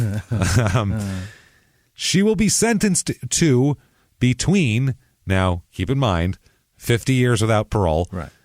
Between 5 and 15 years. That's the sentencing range for her. Why would she even cry about this? She should be like, holy shit, that's amazing. That guy got 50 years. They sentence her, you, ma'am, may fuck off 10 years in prison. They don't even give her the max. Right. They don't even give her the max. Wow.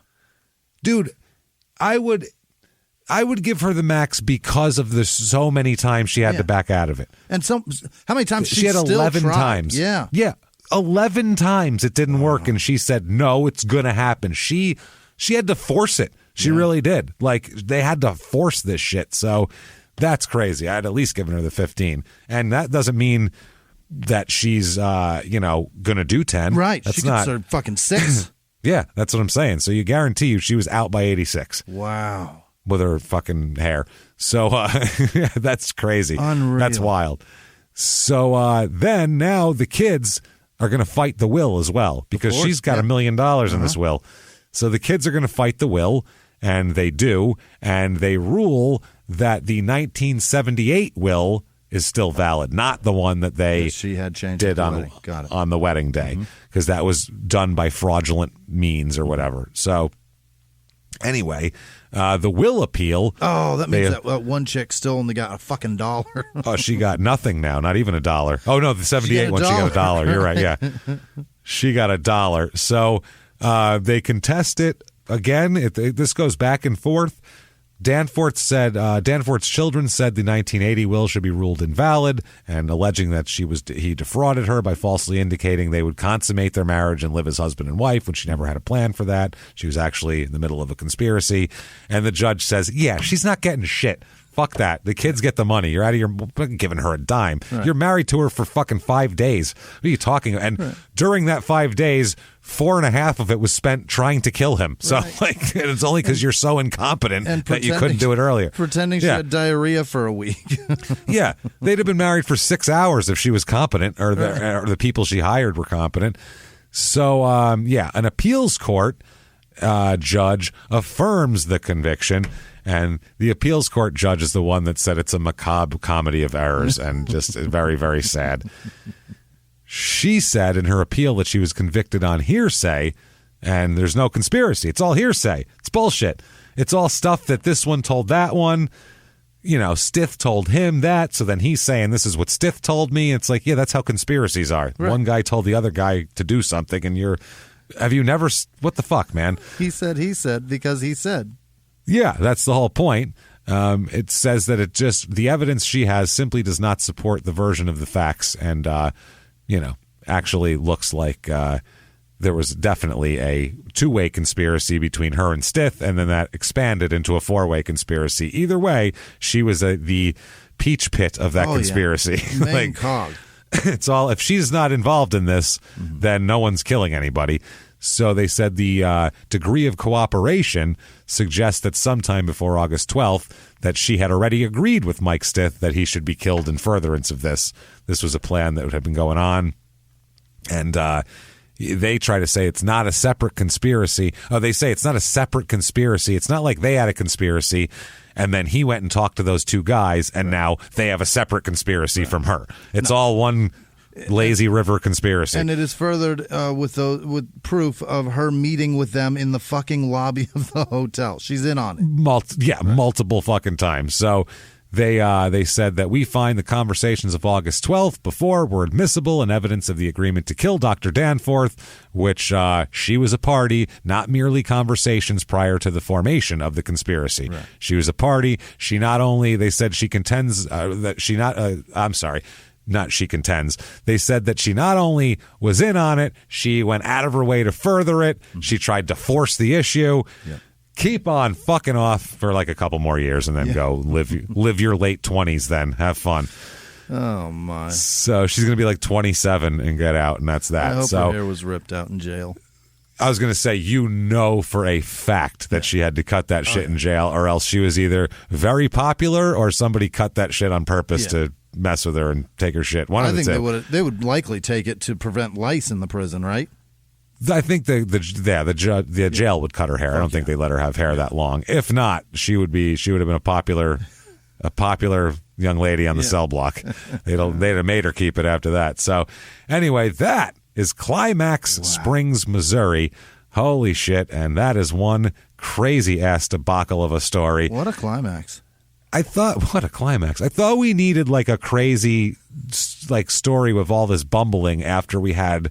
Last week was like 22 rape murders of young women, and it was really horrific. And it was heavy.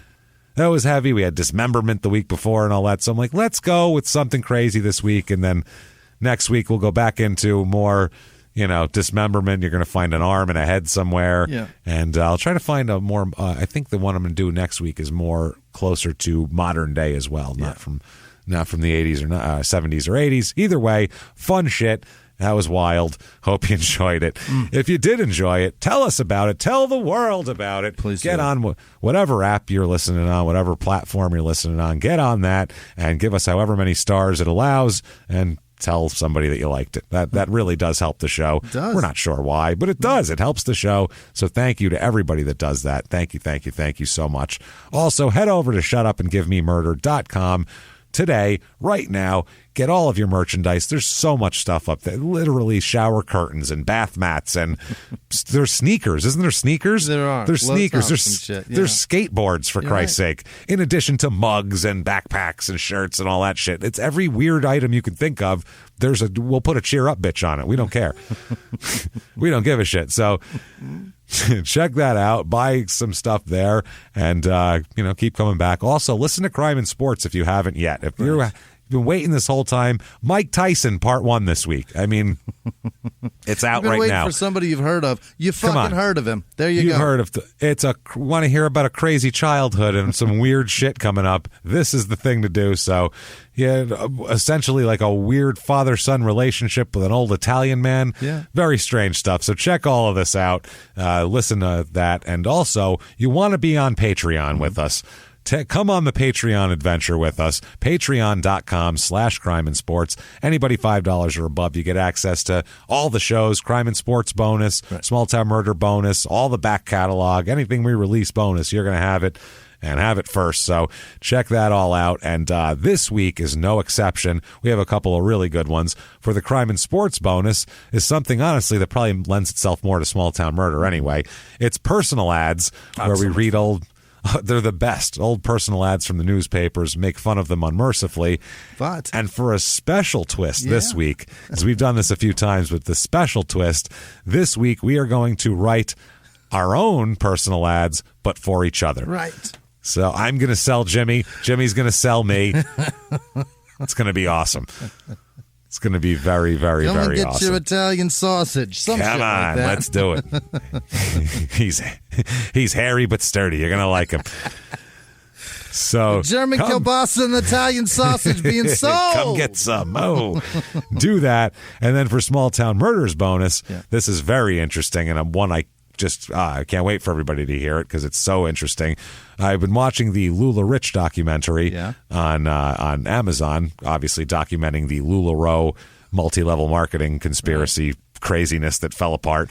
And I really, really, really, I've been reading this book about cult language and the way they use language, and I really want to compare multi-level marketing to cults. So we're going to compare how you get pulled in to sell like brightly colored leggings is the same way that Jim Jones gets you to fucking come to an island and stick a syringe full of cyanide in your baby's mouth. It's the same shit.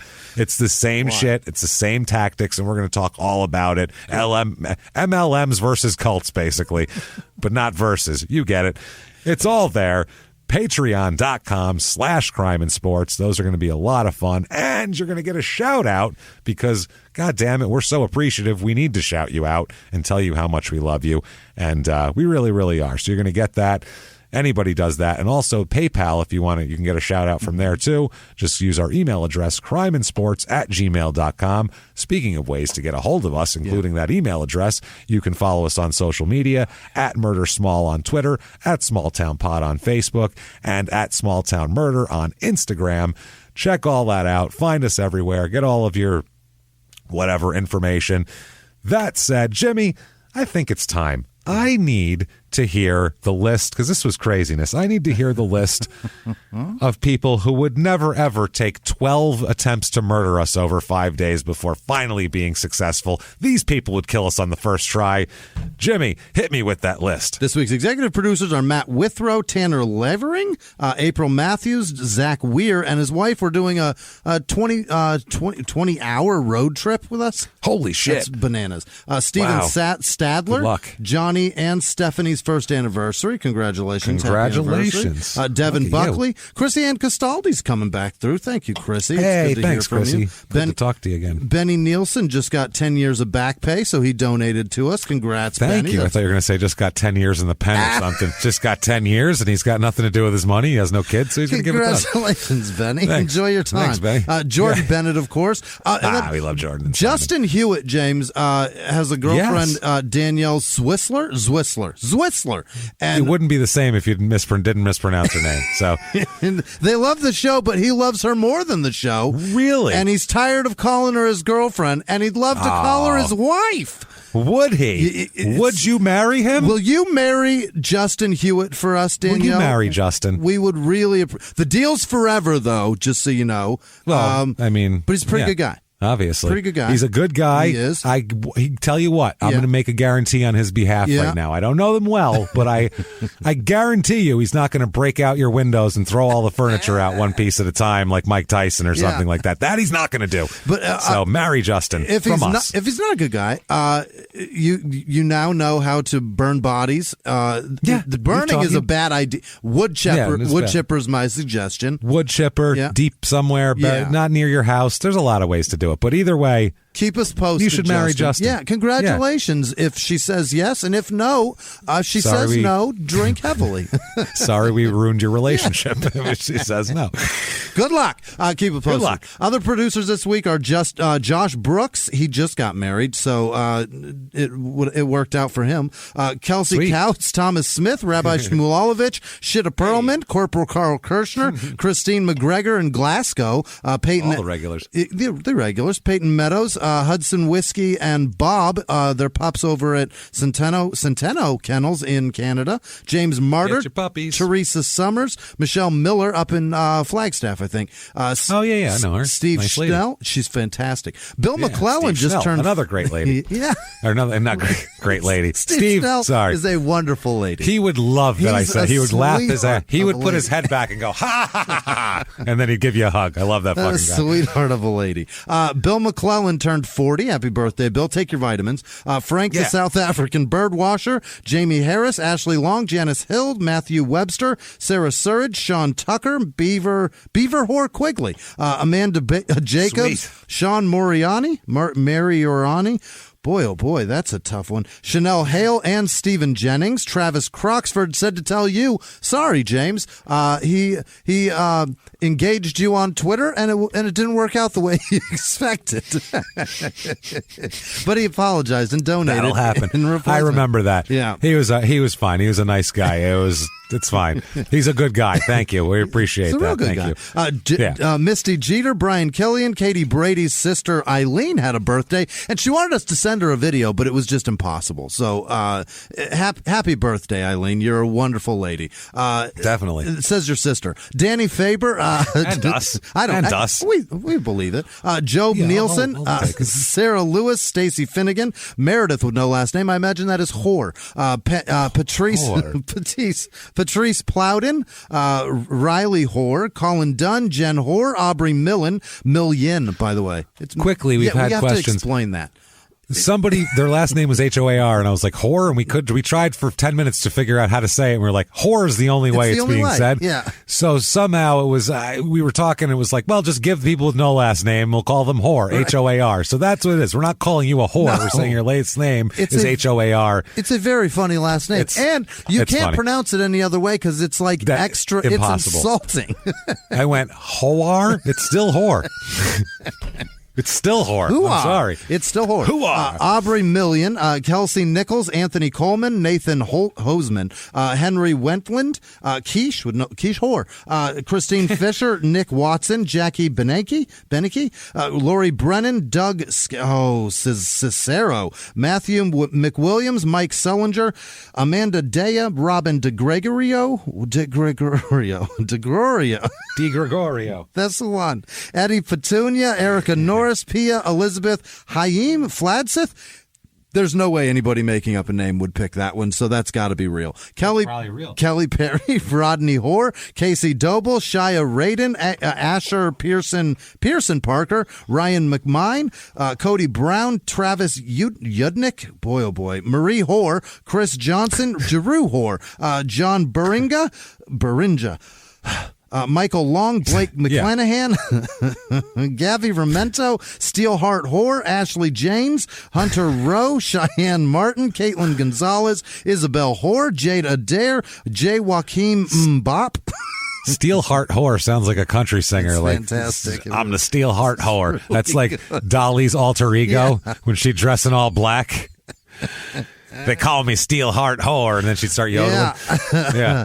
Andrea Egger, Max Abstract, Sean Easley, Chris Fryer, Megan Moorhead, Josh Briggs, Lisa Knutson, Krista Martin, Donald Anderson with an E. That's a tough one. Jeremy Potts, Henry Perez, Ian Dixon.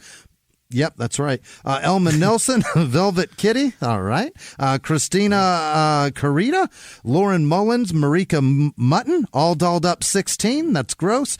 Casey McGuire, the Bush Godna of Oz. What? Mallory Sears, Black Guilo, Carrie Gray, Kate Hoare, Rowdy Hurst, Jonathan Garcia, Derek Hoare, Emily Loken, David Wood, Diane Plant, Melanie Clark, Amber Hoare, no name at all. Like literally didn't put a name. But Key Seed is in the name of their email address. I want to give somebody the credit. It's very nice of you. I can't thank you enough. Suzanne Figley, Kim Tanner, April Hoare, Colin Lund, Kenny April Hoare.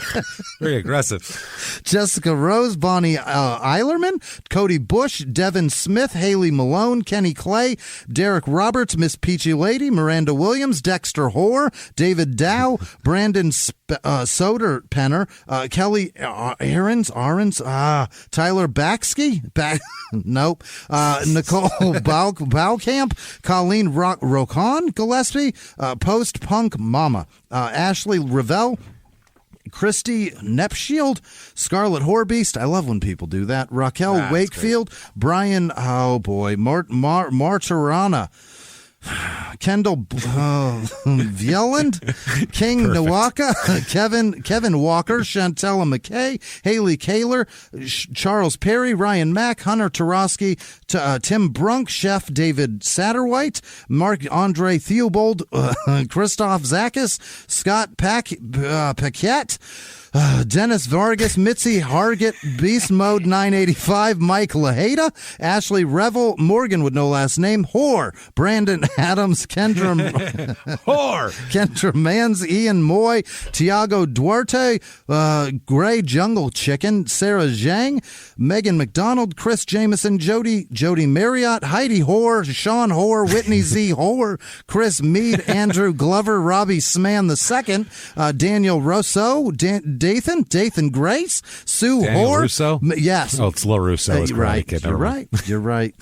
Sue Hoare, Misha Hoare, Luke Sharp, Christina Branson, Brianna Hoare, Linda Thuft, Lee Noteman, Janice, that's Jamie Gibson, Alicia C. Hoare, Bobby Jones, Lewis Johnston, Rippy Raptor, Andrew Willett, Mike Breezy, Susan Wilkins, Brittany Van Dusen, Lisa Murcutt, Michelle Jarvie, Justin Kelly, Robert White, Chris Longhurst, Ryder Matthias, Bailey J. Hoare, Jessica Ewing, Dalton Thurman, Joey Hoare. That's for real. Last name Hoare. Sarah Sambor, and all of our patrons. You guys are the most fantastic. Thank you, a bunch of whores. Thank you so much, everybody. Honestly, God fucking damn it. They're the best people, and they keep coming back every week, and I'm so... Thank you. So I keep waiting for 1 week where you're like, nobody cared. Nobody signed up this week, and they just don't care. Nobody wants to hear our bonus stuff and whatever. And it never happened. You guys keep coming back. Thank you.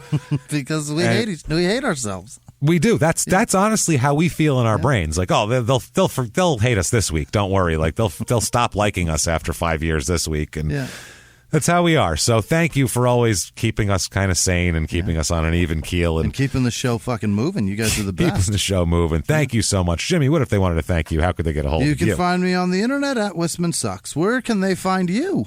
You can find me at Jimmy P is Funny, or just Google the show. Google Small Town Murder hosts if you want, and you can find us there, everything about us and social media and everything there. And follow us and do that. And keep coming back each and every week, because we will.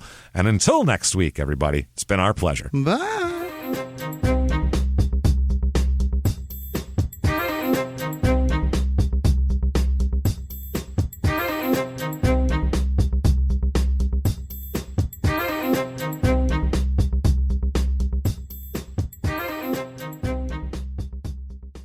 If you like Small Town Murder, you can listen early and ad-free now by joining Wondery Plus in the Wondery app or on Apple Podcasts. Prime members can listen early and ad-free on Amazon Music. Before you go, tell us about yourself by filling out a short survey at Wondery.com/survey. In the 1980s, a rosé swept the country. Hey, Mike, I really like this White Zinfandel. Well, good. Now put it down. We're going to try another one. White Zin became America's top-selling wine. But most don't know that this sweet drink has a sour history. What began in 1986 with counterfeit bottles, a big fraud, a multi-million-dollar fraud, sent investigators chasing one of the most powerful families in the business, the Licciardis. But the closer the feds got to them, the more dangerous things became. It's a story of deceit. At the time, I was paranoid. Threats. You touch my kids, I will kill you. And murder. With a .22 caliber bullet to the head. What started with a scheme to mislabel wine spilled into a blood-soaked battle for succession. Welcome to Bloodvines. You can binge listen to Bloodvines exclusively and ad-free on Wondery Plus. Join Wondery Plus in the Wondery app, Apple Podcasts, or Spotify.